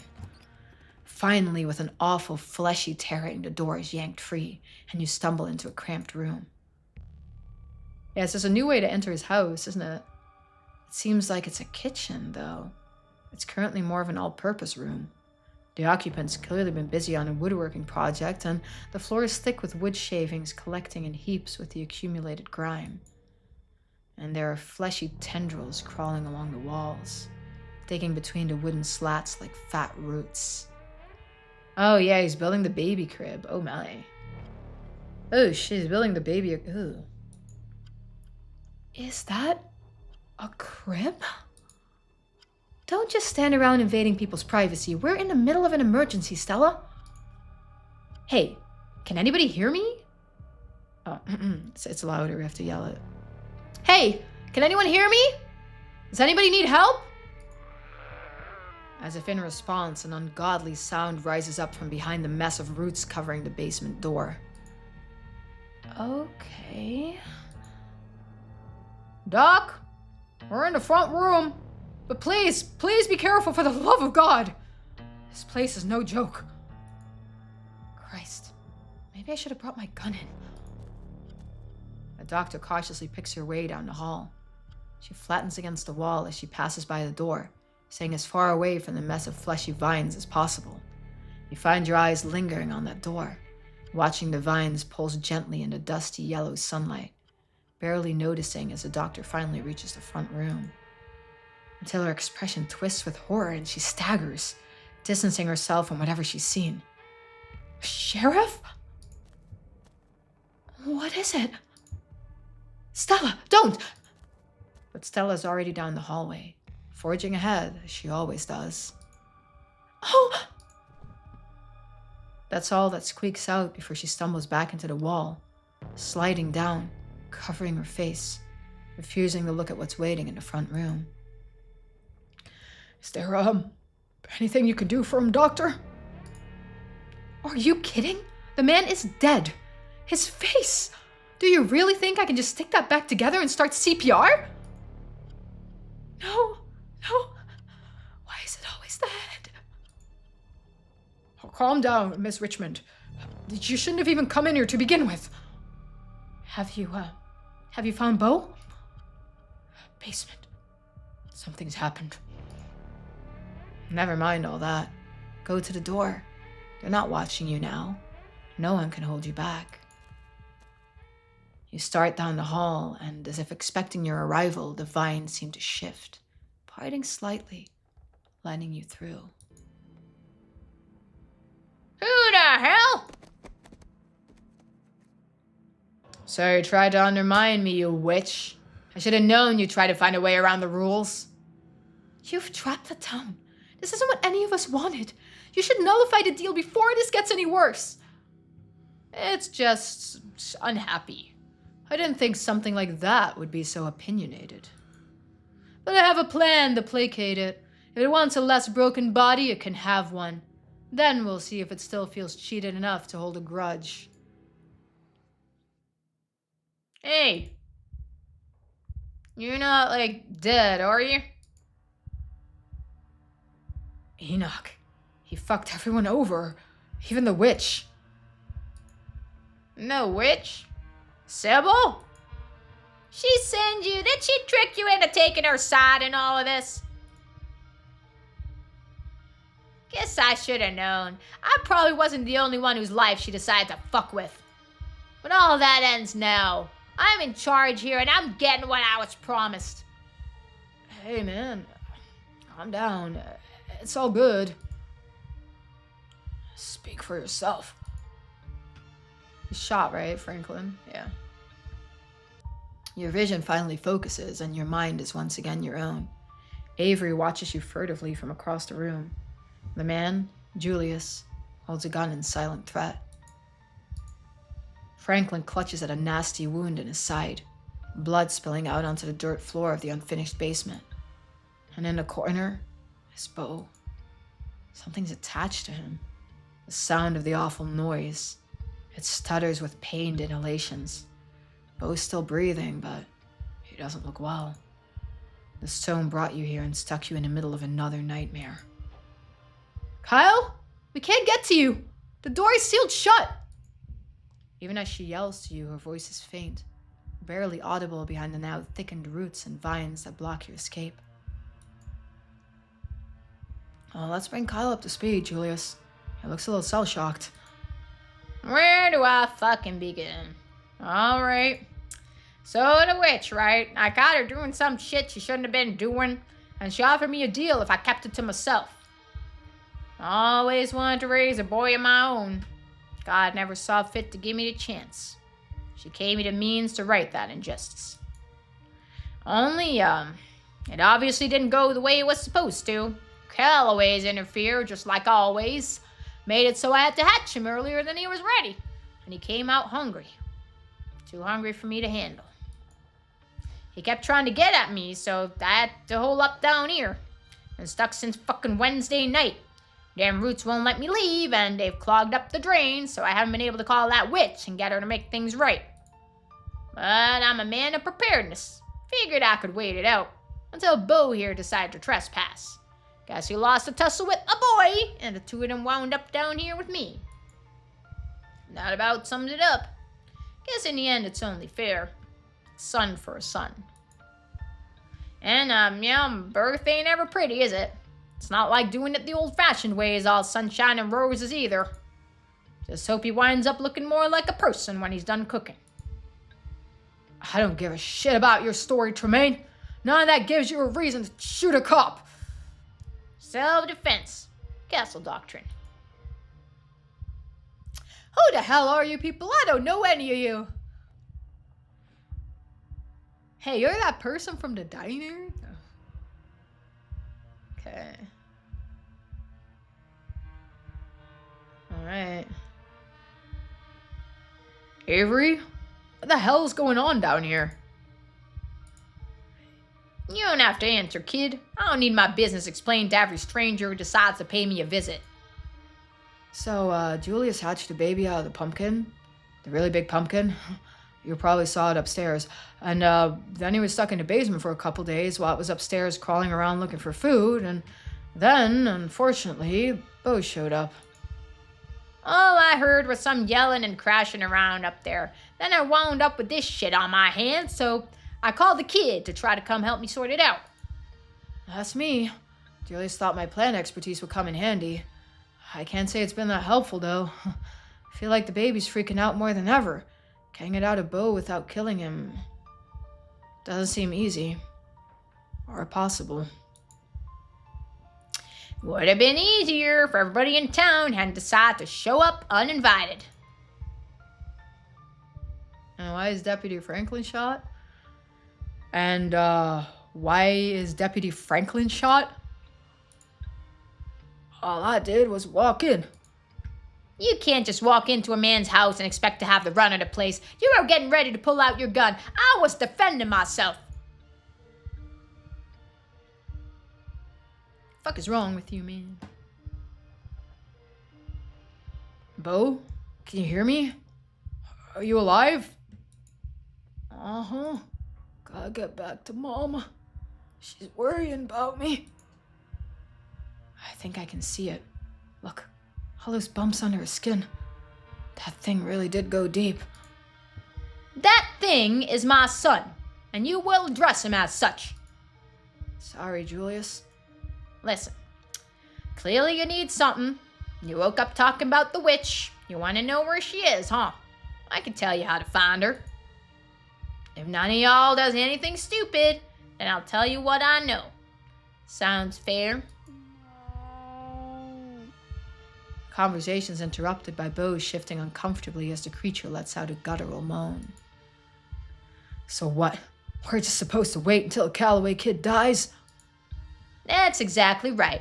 My kid gets born, and we all forget this stuff ever happened. Wait for something to happen. Does your son have a name? Is there really no way we could separate him from Bo? Maybe if we offered him something better? This ain't a debate. Shut up or I'll shut your mouth for you. I don't know, Julius. I still think there's something we're missing. And if Kyle thinks so too, maybe it's worth talking about again. That's why I'm here in the first place, right? To come up with another solution. And you and I already decided this was best. That discussion was had and done with before anybody else even showed up in this place.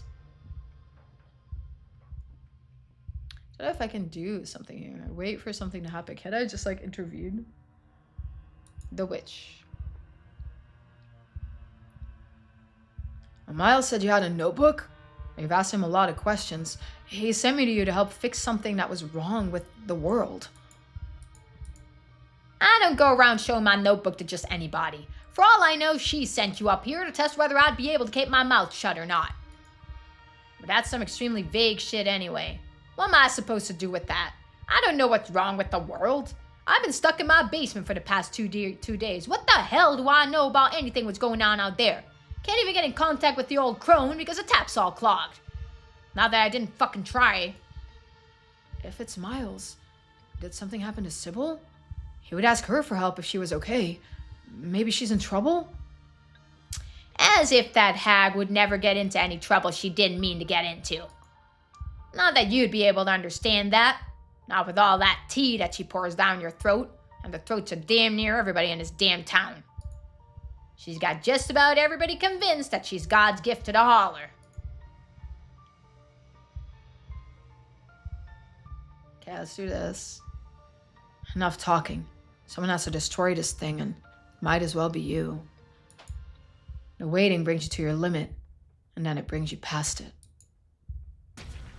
You move quickly, diving across the small room, scooping up the shears on the floor as you zero in on Bo and the thing slowly eating its way through him.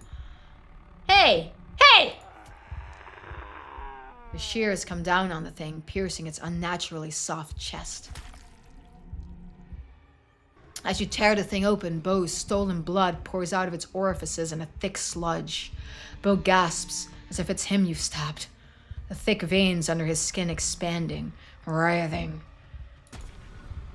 No! You'll pay for this!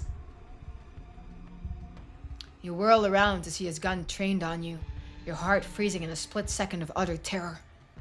Franklin stumbles forward, trying to reach for his gun, but unable to stifle a cry of pain. Julius' attention is pulled away from you, towards the sorry side of the cop, trying desperately to wield his pistol. Julius, we're not killing anybody! Give me that! Your gun goes off. You dive to the floor, panicked, your ears ringing uncomfortably. No more shots follow. You open your eyes, readjusting to the gloom. Shit. Oh, shit. No. Not you. Not you, kid. Avery is gasping on the ground near Bo. Their patterned shirt is stained with her own blood. God. What have I done? First the boy. Now you. He raises the gun to his head. Nobody left to do better than this. Julius. But whatever Avery was about to try to say is silenced when Julius pulls the trigger. Once again, the world feels quiet, save for the sound of Julius' body slumping against the wall. Good fucking riddance. The room's attention is drawn to the sound of horrific, inhuman gurgling, punctuating the groans of human agony. It would seem that you did not quite manage to finish the job. Move it before it kills him. Kyle, Bo, he's alive. Can live. The baby can have me.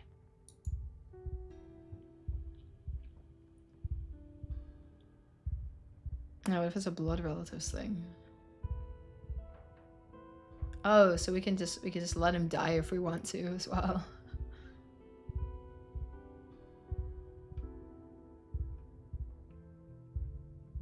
That thing is going to die anyway. You don't have to hurt yourself anymore for its sake. But it's crying. It doesn't deserve to die alone. What are you asking me to do, man? Move, baby. To me. Please hurry. Talk hard.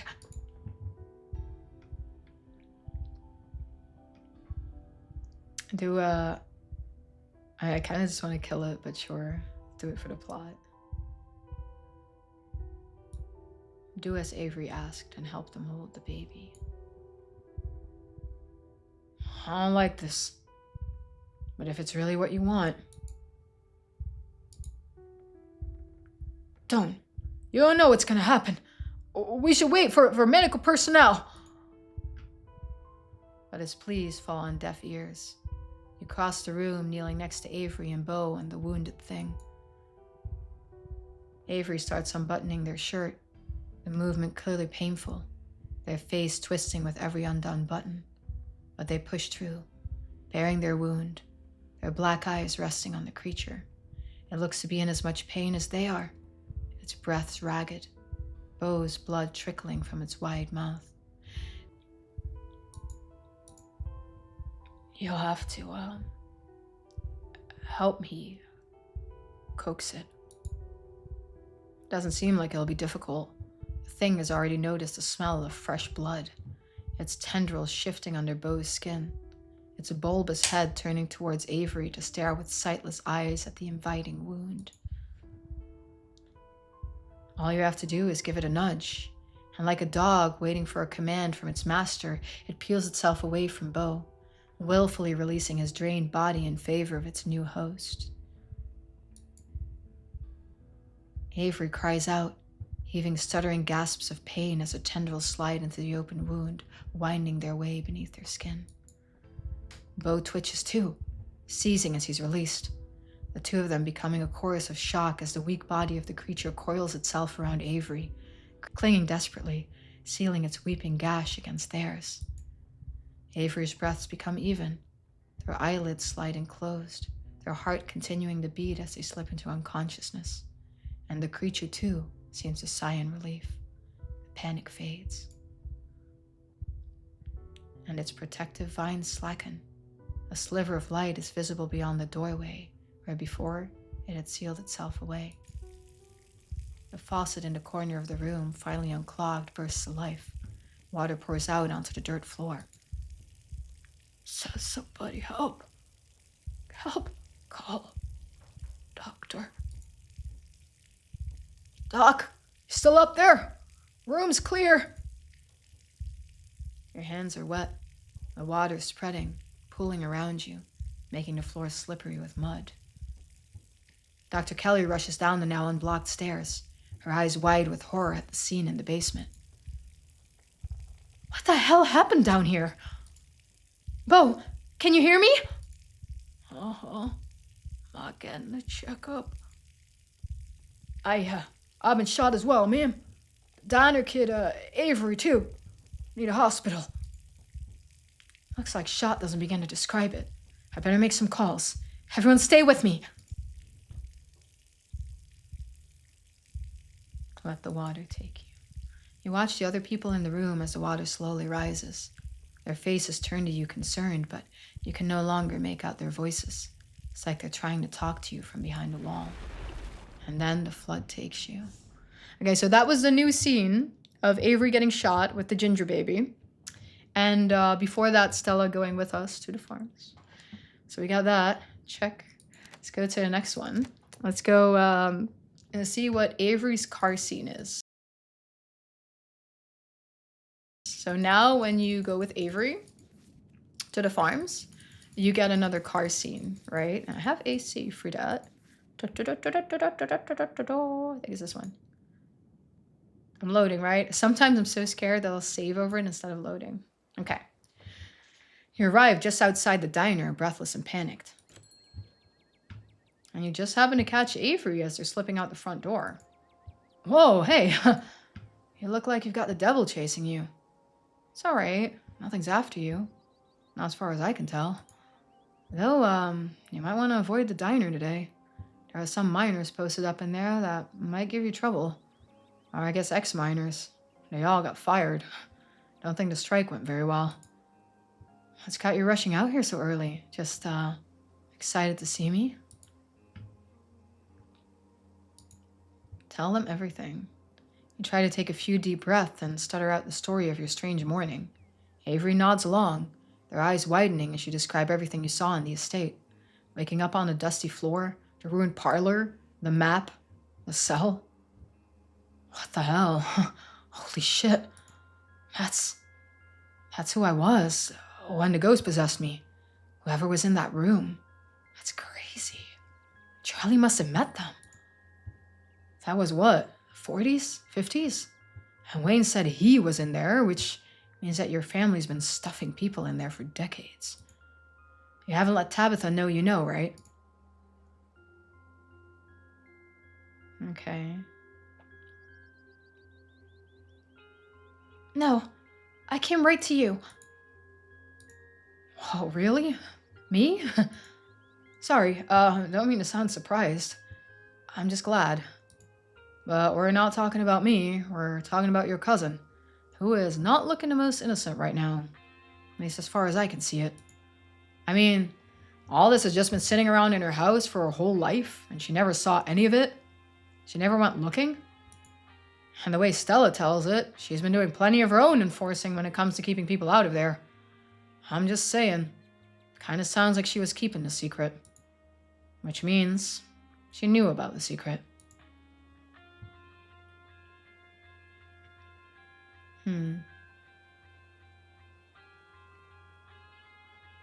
So what if she knows? That doesn't mean we know what she thinks about all of it. We can make guesses, though. Personally, I don't like when somebody lies to me. Best case scenario, she just doesn't want to mess up her family's legacy. Worst case scenario, could be pretty bad. That's all I'm saying. But look, clearly you came here because some part of you is doubtful enough that you don't feel like talking to her alone. So you don't have to, okay? Whatever you want to do, I'll do it with you. Although, you did catch me at a bit of a bad time. I got a call from Julius about some plant emergency he needs my help with. I promised I'd go up there right away, since he's not really the kind of guy who asks for help. It means it must be pretty serious. I'm sure he wouldn't say no to an extra pair of hands for whatever he's got going on. Winnie's letting me borrow her car, so I can get you wherever you want to go afterwards. I could even help you skip town if that's what you want to do. I've got some friends in Charlotte who could put you up. They surprise you by leaning in, wrapping you up in a strong embrace, holding you tight against them. They still smell like Winnie's biscuits, the warmth clinging to their clothes. Doesn't last long enough, Before you know it, they're pulling away, patting you reassuringly on the shoulder. You've got options, Faith. We got options, guys. I know. We got a lot of options. This is the Avery option. So, Julius isn't missing? Nope, guess not. Though there's still something about this whole situation that feels weird. Julius is the sort of guy with a routine, you know? I've helped him out with plans before, and there's never been an issue that's made him skip out on going to the diner 2 days in a row. I really should get going. So, you coming? Okay. I guess as long as we go together. That's the spirit. Nothing can be too bad if you're going through it with a friend. Winnie's van's parked out back. Let's get going. You and Avery get into their aunt's battered van. Its tailpipe sputtering exhaust as it propels you towards Julius Tremaine's farm. Nice car. Oh, so this is the whole scene where you can talk to Avery in the car. That's a nice addition, actually. Are you, really happy here? Happier than anywhere else I've lived. Can't really imagine much that could be better. Except, well, except maybe if you stuck around. Things have been a lot more fun with you here. I think it shook people up. Everybody kind of settled into their routines, but now, people are acting weird, breaking the usual patterns, getting riled up. You're good for this place, and I definitely like having you here. Okay, what else do we have? The Julius guy. Why are you friends with some random old guy? Your parents. Did you really just leave Homo for an academic dispute, or was it something more personal? Avery laughs. Who cares? I'm not there now, and, you know, life is good. Okay. You don't have to hold back around me, you know? I'm happy to lend an ear if you want to talk about the heavy stuff. Avery smiles, though there's a subtle sadness to the expression. That's sweet of you, but we've got a long ride ahead of us after this. No reason to rush things, right? We could save the bummers for the highway. Okay. Do you want to ask about Julius? Maybe he tells us more about Julius. It's such a mean way to ask, though, isn't it? This Julius guy, why are you friends? He seems kind of unpleasant. Huh, he's funny. I know some people around here think he's kind of like a doomsday prepper. A Unabomber guy, you know? Like they expect he might fly off the handle and get himself on the news. I know better. He comes down to the diner just to be around people because he gets lonely in that old farmhouse up there by himself. But he has to keep up the act, so he sits in the back booth growling at anybody who gets close, like a feral cat. I figured him out pretty quick. He's no Unabomber, just somebody who needs a friend. I've been there, so being that friend was the least I could do. Okay. So how did this whole situation with your aunt come about? Did she ask if you wanted to live with her? Yeah, she reached out. She heard from my mom that I was couch surfing. But she decided to step in and give me a more permanent place to stay.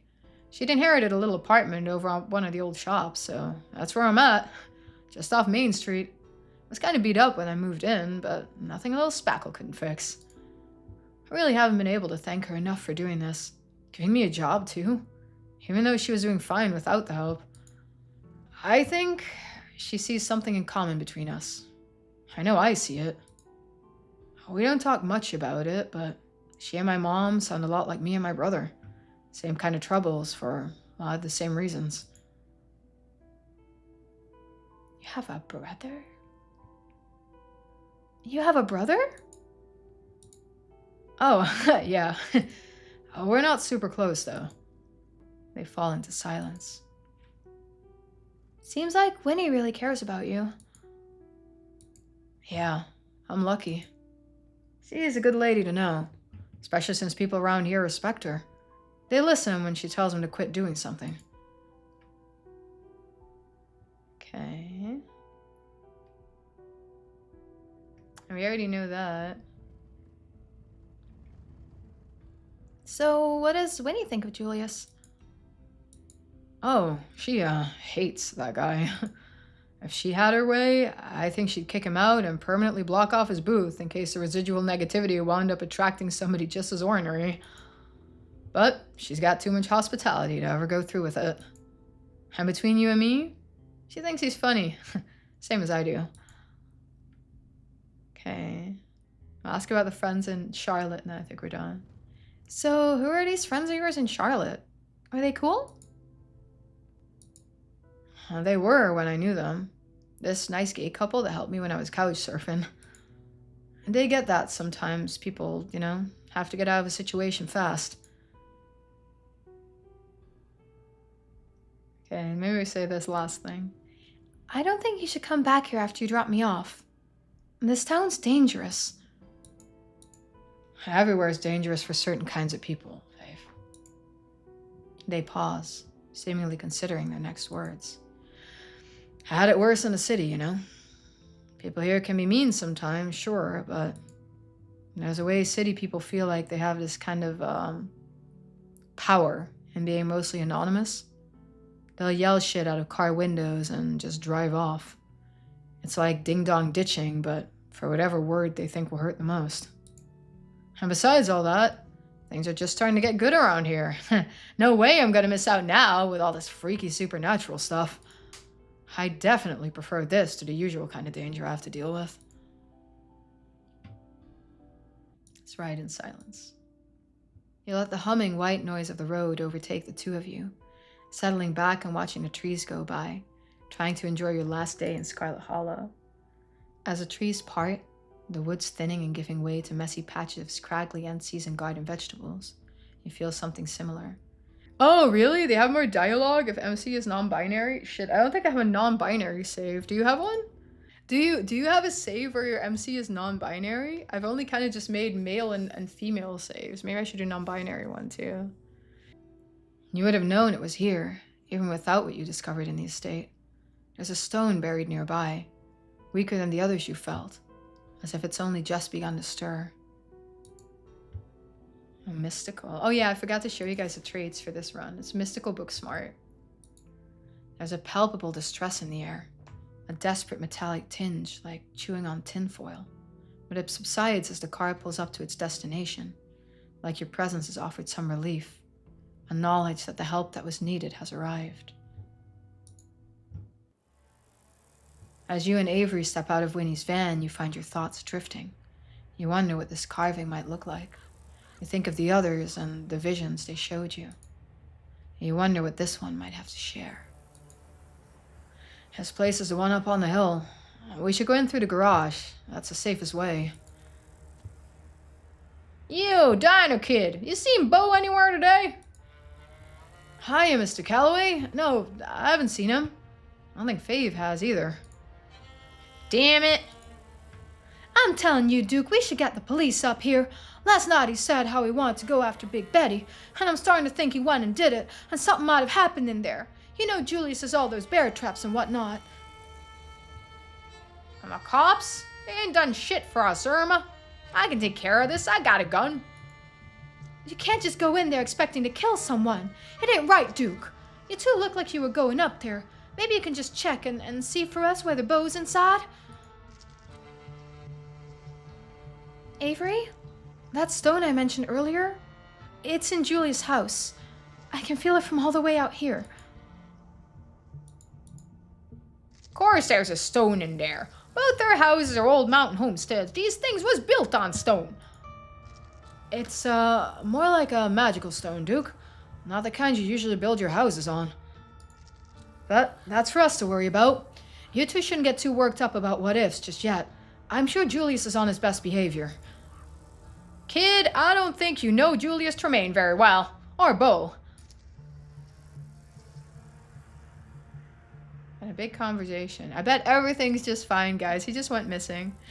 Okay, let's see what we have. See, there's still plenty of ditchlings hanging around. Those pale lumpy things? Yep, sure are. We had to give up on killing all of them. One was using too many bullets. Need to conserve them for the real emergencies, you know? I had to resort to old school weaponry, shovels and whatnot. Bo's real good at that stuff. If he doesn't come back soon, we might be in danger of losing our last few hens. He loves those hens. He'd be beside himself if he knew they was in trouble. Okay. Once again, this town's issues are mine to solve, huh? I guess I'll just go and fix things again. It's kind of funny. Okay, let's lie. I'll do this one. We'll do everything we can to help. Just stay tight, okay? Or should we do this first? Let's ask this. Let's do this first. Because this is the whole extended conversation, right? Have you guys seen anything supernatural lately? Any unexplainable events? You mean beside the freakish chicken killers we got prowling around here day and night? Nope, can't say I've had much time to notice anything else at all.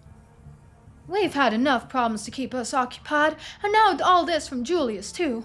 It's like there's just no end to it. But there will be, honey, one way or another. By the end of the day, that man will cease to be a thorn in my side. Because you, managed to talk to your problems and bury the hatchet? Maybe I'll be burying the hatchet. That's what it takes. Doesn't seem like the two of them are using the same definition of hatchet. Okay. So, what's this Julius guy like? Should I be worried?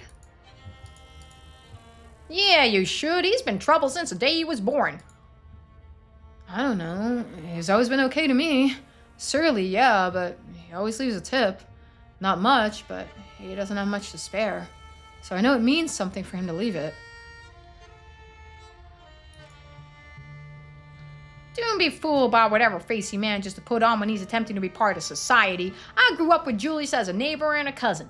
I know better than to think there is much beside bile and bitterness at the root of that man's soul.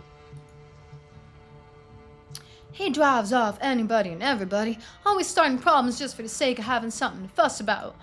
Bless his heart. No, Irma, I know you don't mean it. And so does God, so don't say it.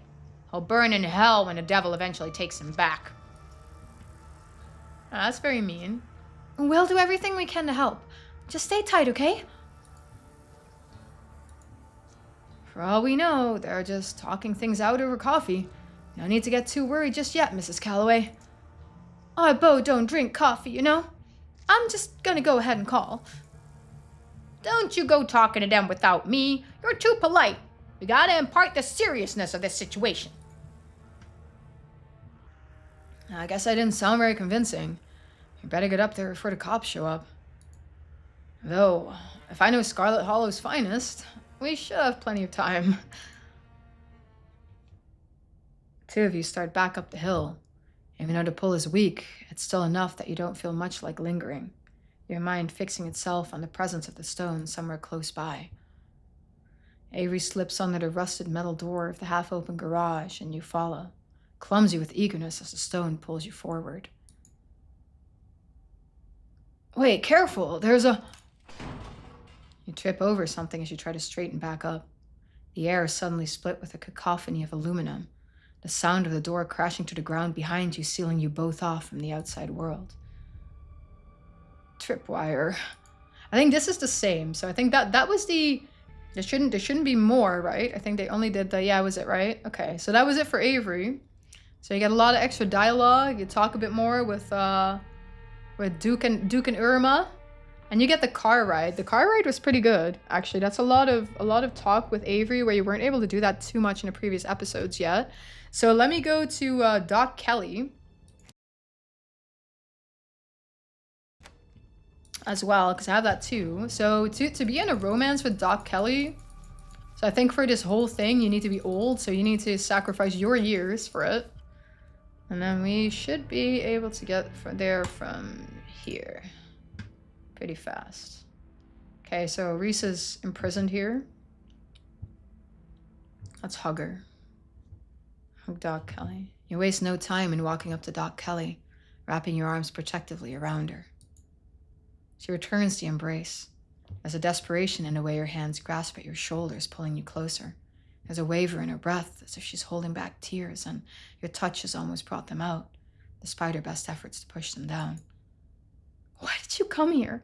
Why did you come back? Then her breaths even out. She shifts, glancing through the porthole, and then she's pulling away, putting distance between you again.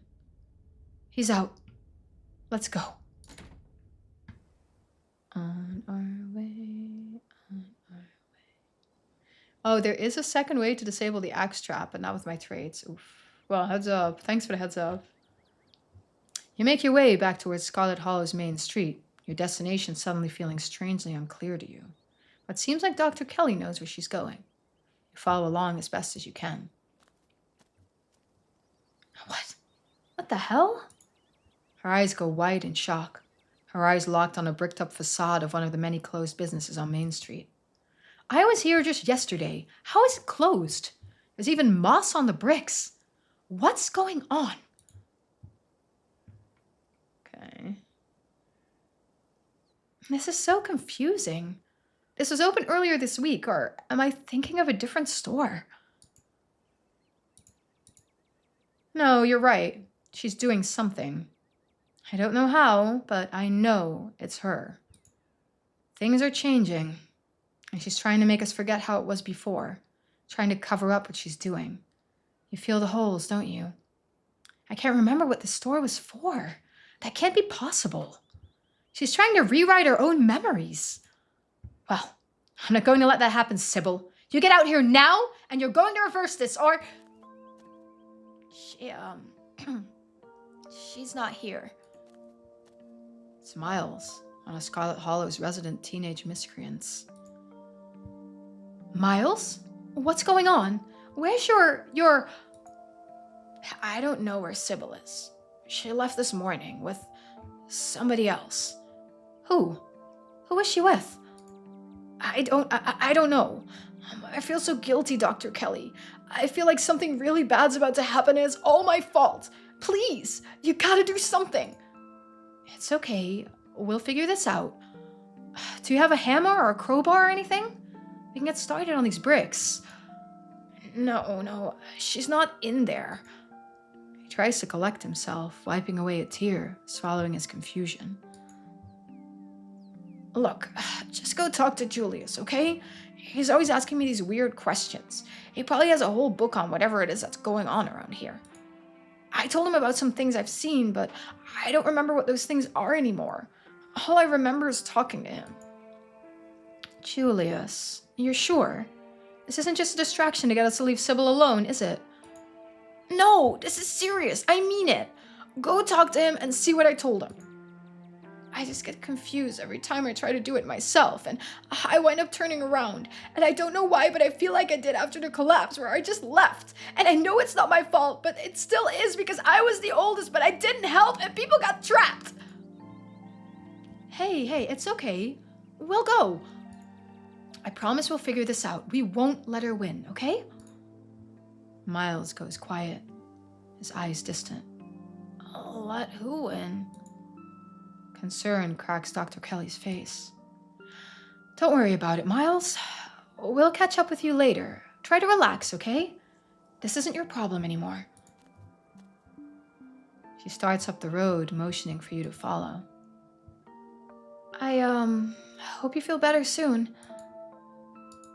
Whatever. I'm fine. He turns away, once again retreating into his usual broodiness. Follow Dr. Kelly. You follow along beside the doctor, matching her long strides as she walks with determination. Julius had better have something good. I feel awful leaving Miles like that.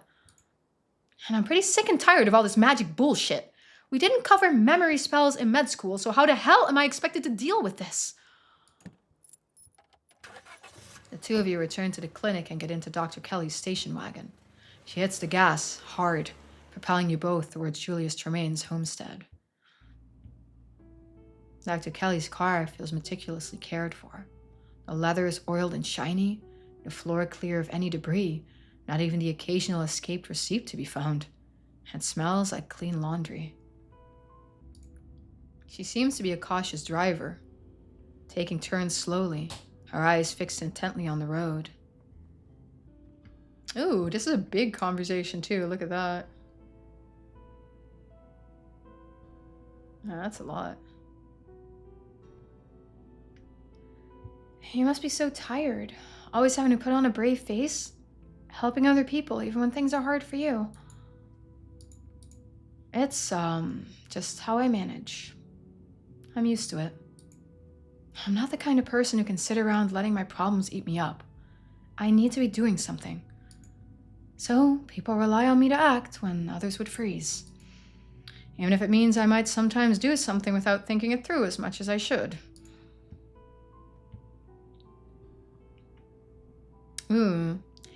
So, I'll be staying at the clinic tonight, right? With you? If your idea is to find somewhere safe to sleep, I'm not sure. I don't even know if I'm safe there. And if Tabitha catches wind of it, who knows what she might think. Maybe we'd better find you a bed somewhere else tonight. Oh, make a flirt here.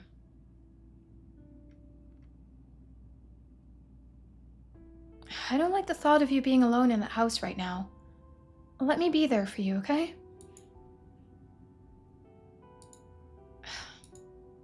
It's been a long time since someone else was looking out for me. It would, take some getting used to. But I'm willing to try. Just for a couple of days. Ooh, staying there. What do you know about the people who live out at the farms? None of them come to see me, so mostly just what I hear. I've met the older couple, Duke and Irma, and their son Beau. He's in his early 30s, but he was in school for a while before he managed to graduate, so I feel like I saw him at a few events while Reese was growing up. A really good kid. He was always helping pack up chairs and that sort of thing. The other one, the Tremaine guy, don't hear much about him, and what I do hear sounds an awful lot like baseless rumors. They say his parents were cousins, though I somehow doubt that. Even around here, it's not that common. And it's much more common to accuse people you already don't like of being born from an unholy union or whatever. They also say he set up the place with booby traps to protect some bunker full of guns, maybe? Or just survival gear for some apocalypse. And I even heard that he killed somebody and did time for it, which I've seen no written record for. But the one thing I do know is that he hates his neighbors, so he has me worried. It kind of sounds like he might not appreciate us showing up. Too bad. We're showing up anyway. June, when a certain kind of person sees fears in your eyes, it makes them feel powerful and it makes them act. Like when a cat plays with its food, you know? So when we show up, remember that. Don't look like you're expecting the worst, and it won't come to pass. Or maybe we're both wrong and he'll just be some old guy, happy to have visitors. I have a really bad feeling about this. We should just leave town. I don't care about unraveling this mystery anymore. I'm the only doctor in town, June. I'm not going to leave these people now, right when things are getting dangerous. They need me. And what can I say? I've already started to like the whole, assistant thing we have going on, so you're staying too. The closer you get to the farms, the more strongly a horrible feeling settles into your gut. A feeling that, by now, you're more than familiar with. Another stone. Oh, there's more. There's something terrible waiting for us at the farms. I can feel it coming. Oh no. You don't think it's one of those stone carvings, do you? God, what if it means there's something else like Reese? At least the tranquilizer gun's in the trunk, though I'd rather not have to use it. You let the humming white noise of the road overtake the two of you, settling back and watching the trees go by, trying not to think about anything outside the safety of the doctor's car. As the twin farmhouses come into view, you feel something. Your head swims, your ears ring, There's another stone nearby, and its hold on you is quickly growing stronger, trying to detach you from the solidity of the station wagon's leather seat. Something is crying out, and its calls will only stop once you've found it and given it what it needs. What in the whole squad's here, huh? You step out into fresh air, and the feeling gets worse. Every muscle in your body tenses, terrified for some reason of taking another step forward. Afraid you won't be able to stop, but you want to move forward, don't you? An invisible, eager thread tugs at your chest. You dig in your heels. Irma, what's going on? What are the cops doing here?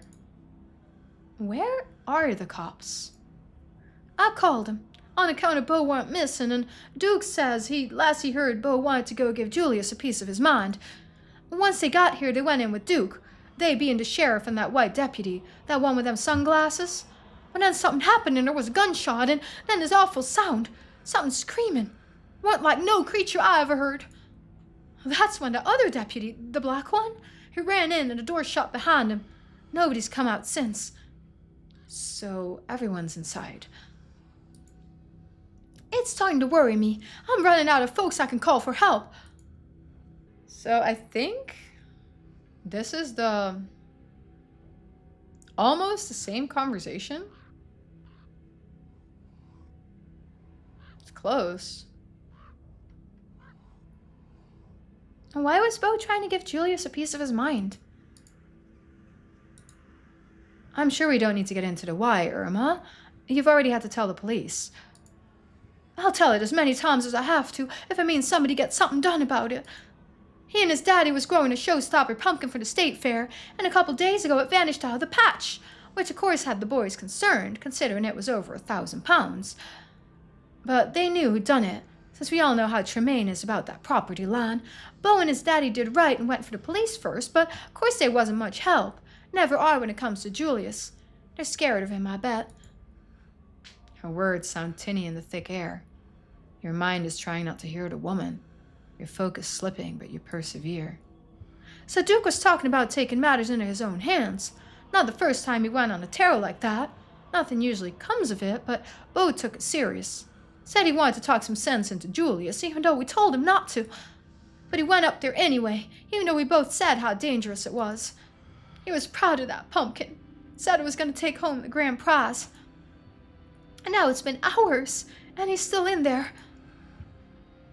This is so dumb. Who are you, by the way? Okay, most of these conversational options we've already been able to use when we were talking to Duke and Irma earlier with Avery. This is kind of stupid. Let's do this. Who are you, by the way? Sorry, Irma. I apologize on June's behalf. They don't teach manners in Calendarville. This is Irma Calloway, Bo's... I can introduce myself, Doctor. You can call me Mrs. Calloway. I believe you've already been acquainted with my husband, Duke. Bo is our only child, so you can imagine why he decided it would be best to go in after him. Though I had my qualms about it. I had my qualms about Bo going in, too, but I suppose my boys are both too headstrong for that. Now both of them are in there, and I'm starting to get worried that maybe they won't be coming back out the way they went in, on their own 2 feet. I'll do everything I can to make sure your boys are safe, Mrs. Calloway.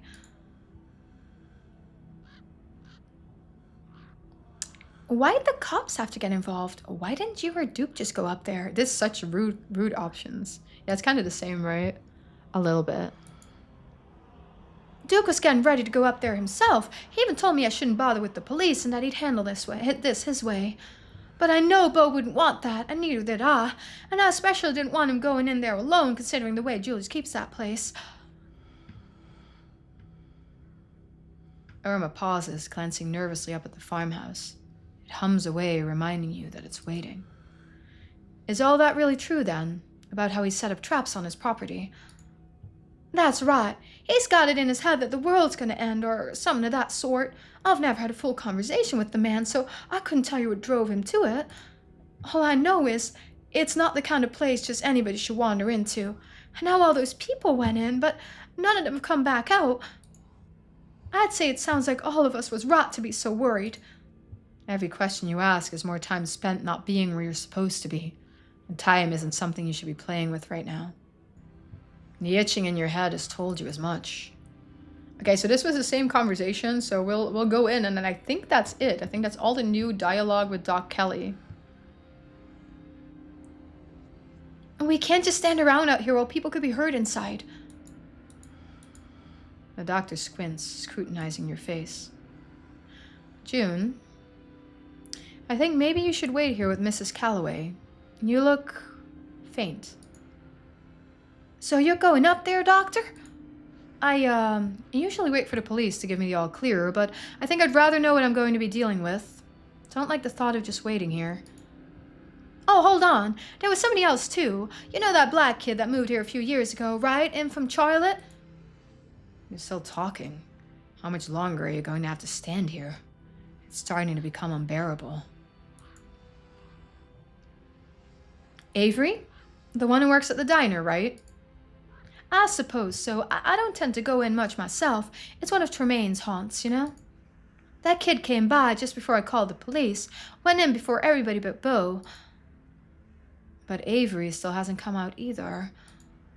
Their words are starting to blend together, as if you've heard enough and don't need to hear more. It doesn't matter if people aren't coming out, as long as you're still able to get in. We go now. We go.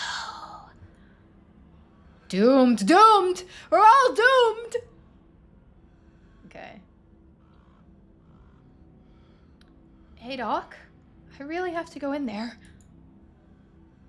Go in there. Came out a little differently than you planned in your head. It's hard to focus right now, and words feel unimportant. You just have to get to the farmhouse. What did you say? Are you feeling all right? June, I think you should stay here. We don't need... But it's too late for that now. Your feet are already moving. You don't need to understand the situation any more than you already do, and you certainly don't have to wait until the doctor tells you that it's safe. You know you're going to be a part of it. So you might as well go where you need to go. Oh, come on! Get back here! Are y'all gonna be all right? Of course, Irma. I'll get your boys out of there, I promise. Damn. Who am I supposed to call if the doc's stuck in there, too? The closer you get, the faster you move, until you're practically running. You can hear the doctor behind you jogging to catch up, yelling some words of warning. But the neglected farmhouse looms above you. Your destination. So close now. A door opens, the rusted hinges screeching, and you step across the threshold. Dr. Kelly's hand is on your shoulder, trying to pull you back, but you pull forward instead. And a door swings shut behind you both. Sheriff Hugby dangles in the middle of the room. An axe attached to some strange mechanism in the ceiling is embedded in his face, holding up his corpse in an imitation of life. Jesus! Don't move, Doc. This place a damn death trap. Okay, so this is the same. So that was it. That was Doc Kelly's unique dialogue. As far as I know.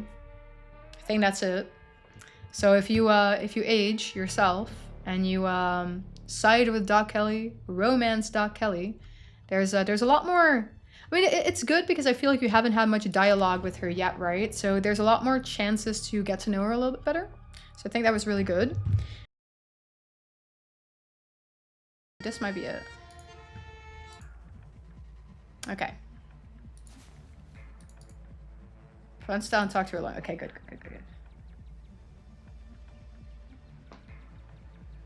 Is it true? This shouldn't be too far, right? Of course Wayne can't be trusted. He's followed you since practically the moment you arrived in Scarlet Hollow. And what has he really done for you? You resolved the situation with Reese. You resolved the situation with the ghost haunting in the library.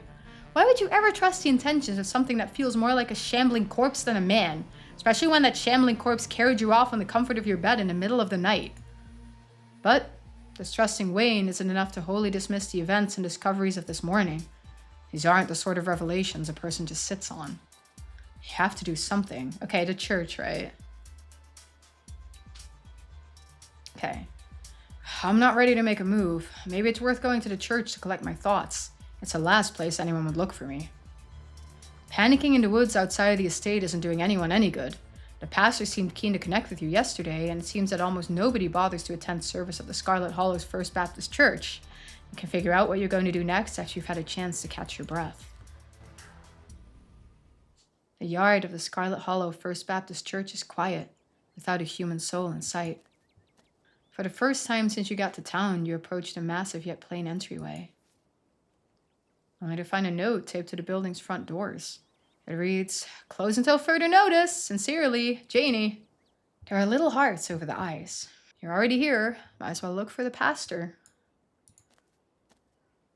You make your way around the church, keeping your eyes peeled for any signs of life. Oh, there's Stella. Oh yeah, you see it? With Gretchen. When you round the corner, you find Pastor Daniel seated on a bench beside the gates of an old graveyard. Mist coils up from the grass at his feet, rolling gently between the mossy stones. Maybe he's here to visit a loved one.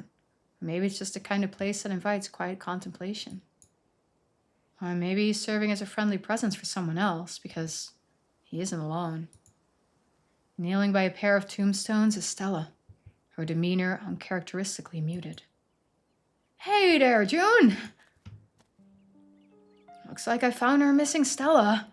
Or I guess I should say that she found me. She doesn't seem to be feeling very chatty today, though. But I figured just having someone nearby was better than being alone, even if she wasn't up for much conversation. So we've been here all morning, just sitting." Okay, so we get sit by Stella. So this is the Stella graveyard conversation. You make your way down the central aisle and plop down in the grass by Stella, joining her in front of the twin graves. The names carved into the tombstones share her last name, Richmond. Her parents, of course. "Oh, hi, June. You came to talk to the pastor, right? I doubt you knew I'd be here." She tries to laugh, but there's no humor in her voice. She exudes exhaustion, her smile twitching with the effort of holding it. "You don't have to worry about me. You can go talk to him." You're not going to find any answers chasing after ghosts, you know. "You're, still in the same clothes as yesterday." "Oh, I guess so, yeah.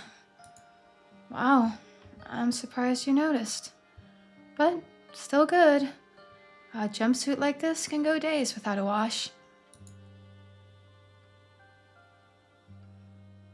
Okay.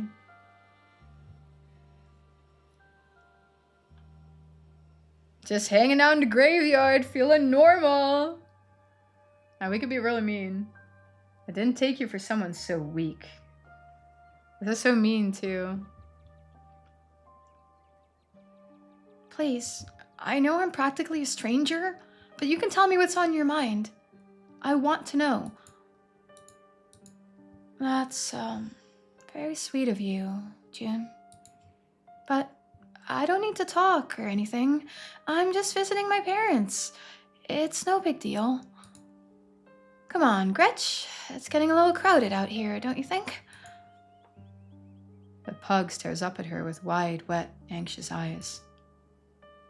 "Please don't come looking for me again. I'm, tired. I don't want to do this anymore." Before you get the chance to respond, Stella starts walking away, and Gretchen follows loyally along behind her. Oh, there's a lot in this conversation, actually. Let me see if I can put a save here.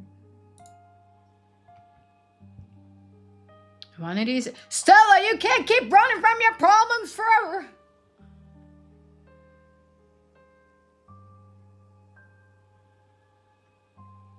She's gonna, like, off herself, brother, I'm telling you.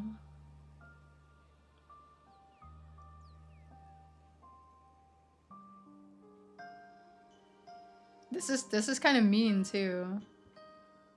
They're all a little on the mean side, aside from this one, maybe. "Stella, please, don't run away from this!" Witness a YouTuber's breaking point. Stella stares through you with an almost blank expression, her only tell a slight quiver in her lips. She turns away before she gives an answer. Gretchen glances back at you once, uncertainty brimming in her smushed little face before the two of them disappear into the woods. Pastor Daniel, this is not a happy time, my friend. You return to the pastor's side. He tries to plaster a smile over his obvious concern. It doesn't seem she found what she came here for. Hopefully you'll have more luck. What brought you to the church today, June? A matter of fate?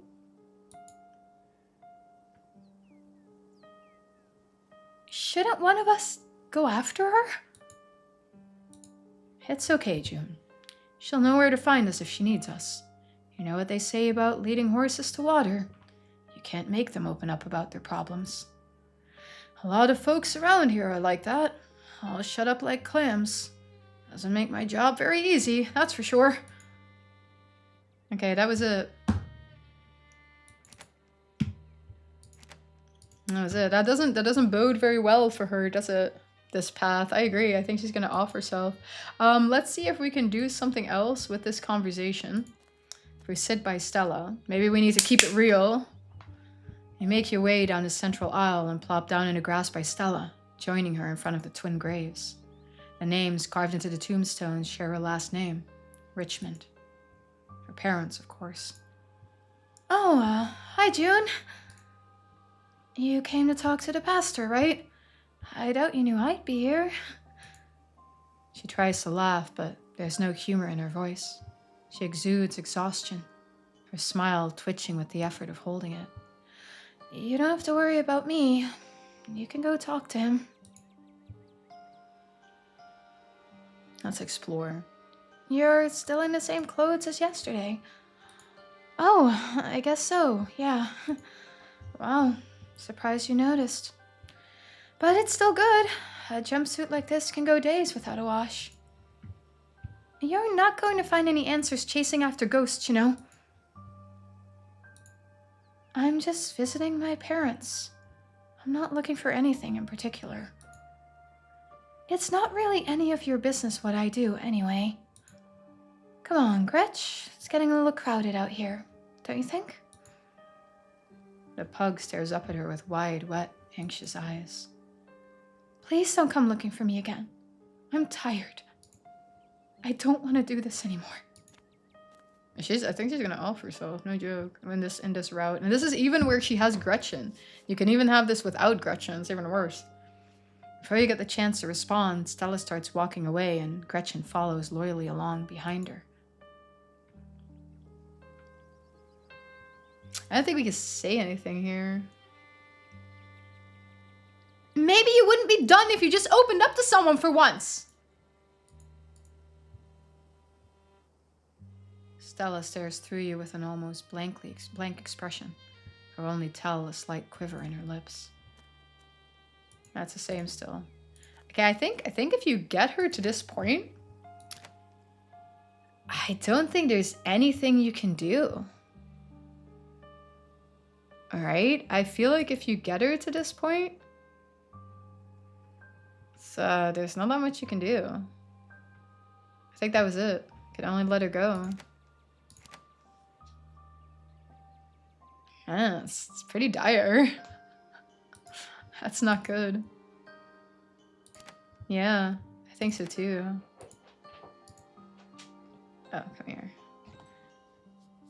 So when she gets there, even if you keep it real with her, even if you have a trait line, I don't think there's anything you can do.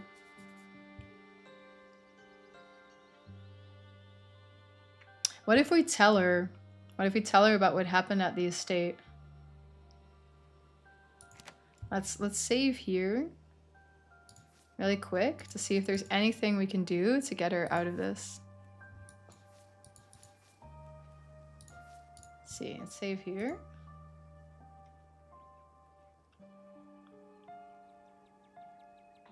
I need to tell you about what I found in the estate. I don't think that's even going to snap her out of it. Oh, yeah? You start explaining what happened. Starting with where you woke up on the dusty floor of the Forbidden Wing. But before you get far, she holds up a hand, sighing with exhaustion. Sorry, never mind. I'm just not really up for it today. Come on, Gretch. It's getting a little crowded out here, don't you think? Okay, there's nothing you can do for Stella if you get her to this point. Moi, we can't do anything for Stella. There's nothing we can do for Stella. Or for Gretchen. Not even this option? We can talk more if you want. I don't think we really hashed things out last night. Hashed things out? There's nothing to hash out. We're totally good. I'm fine. I'm just doing some thinking. It's no big deal. Yeah, there's nothing we can do, guys. Once Stella ends up in the graveyard, I think it's donezo. What if we sit with her in silence? You sit by Stella, taking in the details of the lichen-infested stones. They died the same day, presumably in an accident that Stella has refused to discuss. She continues to not discuss it, just sitting and staring at the graves, barely acknowledging your presence. Come on, Gretch. It's getting a little crowded out here, don't you think? Okay, nothing we can do. Tragic. I really think there's nothing. I think if you have her on this route, she might not make it to the end of the game. Genuinely. This is kind of wild. What's going on with you? You were all sunshine and good vibes when I first got here. I guess it's just turned into a gloomy week. Nobody can be bubbly all the time. They just seem crazy. And we go back to come on, Gretch. So, what else do we have? I think that was it. That's the last option we have. Just hanging out in a graveyard, feeling normal? Yeah, just visiting my parents. People do that, you know. It is pretty normal. That's it. Alright, that's Stella at the graveyard. So if you end up with Stella at the graveyard, I guess she feels like she's all alone in the world because she has no Tabitha Toxic Yuri. She doesn't have you either as a friend that she trusts or somebody that she feels she can trust, or as a romantic partner. And then whether or not she has Gretchen at that point seems to not even matter anymore. Even if she does have Gretchen, there's no way out of this dialogue. She always walks away saying she can't do this anymore. And I think that's all the extra content I could get. This is interesting. I'm gonna keep that save I have with this just to see what happens with Stella, because you even got an achievement for it. And it doesn't look particularly good. You got work tomorrow? Good night. Good night, Ashley. Thanks for hanging out. It says Impartial is available now. Yeah, it's not available for me either. Impartial is now available for Steam. On Steam. I don't see it either, Carol. It's not available for me either. Of the new conflict resolver. I think it's bugged or something though. It says this item is not yet available. I'll check one more time. Otherwise, I'm gonna just work on my YouTube video for this. Nope, nothing there for me. Of the new Still says coming soon for me. There's some new babies. There were some new babies. Alright, I'll put this all in the YouTube video then. I'll just make a YouTube video with all the extra content that was there. There's no new babies. This was all the extra content for this chapter that they released, and I think this is the last. Probably the last extra content we'll get before they release the next chapters, which will be a while. So another change made to chapter 3 is if you have powerful build and Tabitha likes you enough to sacrifice.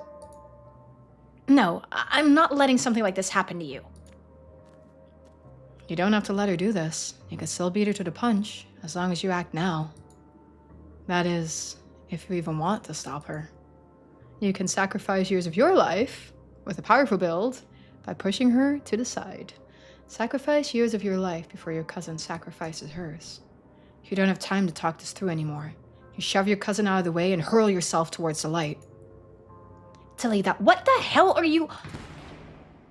And then you still sacrifice your ears. So that's one of the little ones I changed. So there's also buffs to Kenai in the mansion. I believe that I think it was moving the carpet, was only Mystic before. I think there was like a pentagram or something there, right? Oh yeah, the sign. An ornate ring of sigils has been carved into the floor, 5 along the edges, with a 6th in the center. As if it wasn't already clear from the study tucked away in the parlor, your ancestors clearly had an interest in the occult. Though, you can't help but notice that the paint has been refreshed somewhat recently. This isn't just a relic of Enoch's interests. It's been maintained. Now we can also examine a curtain. I don't remember if this was in Kenai as well. I think it gave you one, but not the other, if I'm remembering correctly. Behind it is what almost looks like a shower, but in place of a shower head is a meat hook, dangling from the end of a long, sturdy chain. As your eyes travel down the wall to the drain on the floor, you can just make out the rusty stains of what looks like long, dried blood caked in between the tiles. There's been an effort to clean it up, but just enough was missed that it doesn't escape your attention. It reminds you of something you might see in an abattoir. And this butcher's hook tucked away in the same room as a chalk sigil paints a particularly uncomfortable picture of your family. So then I think you can also use this later on if you go and you talk to Tabitha. So small Kenai buffs, which is good. And another little thing they added, remember you could slip Isaac's your number if you had street smarts. This is powerful Kenai. You can now slip him your number anyway.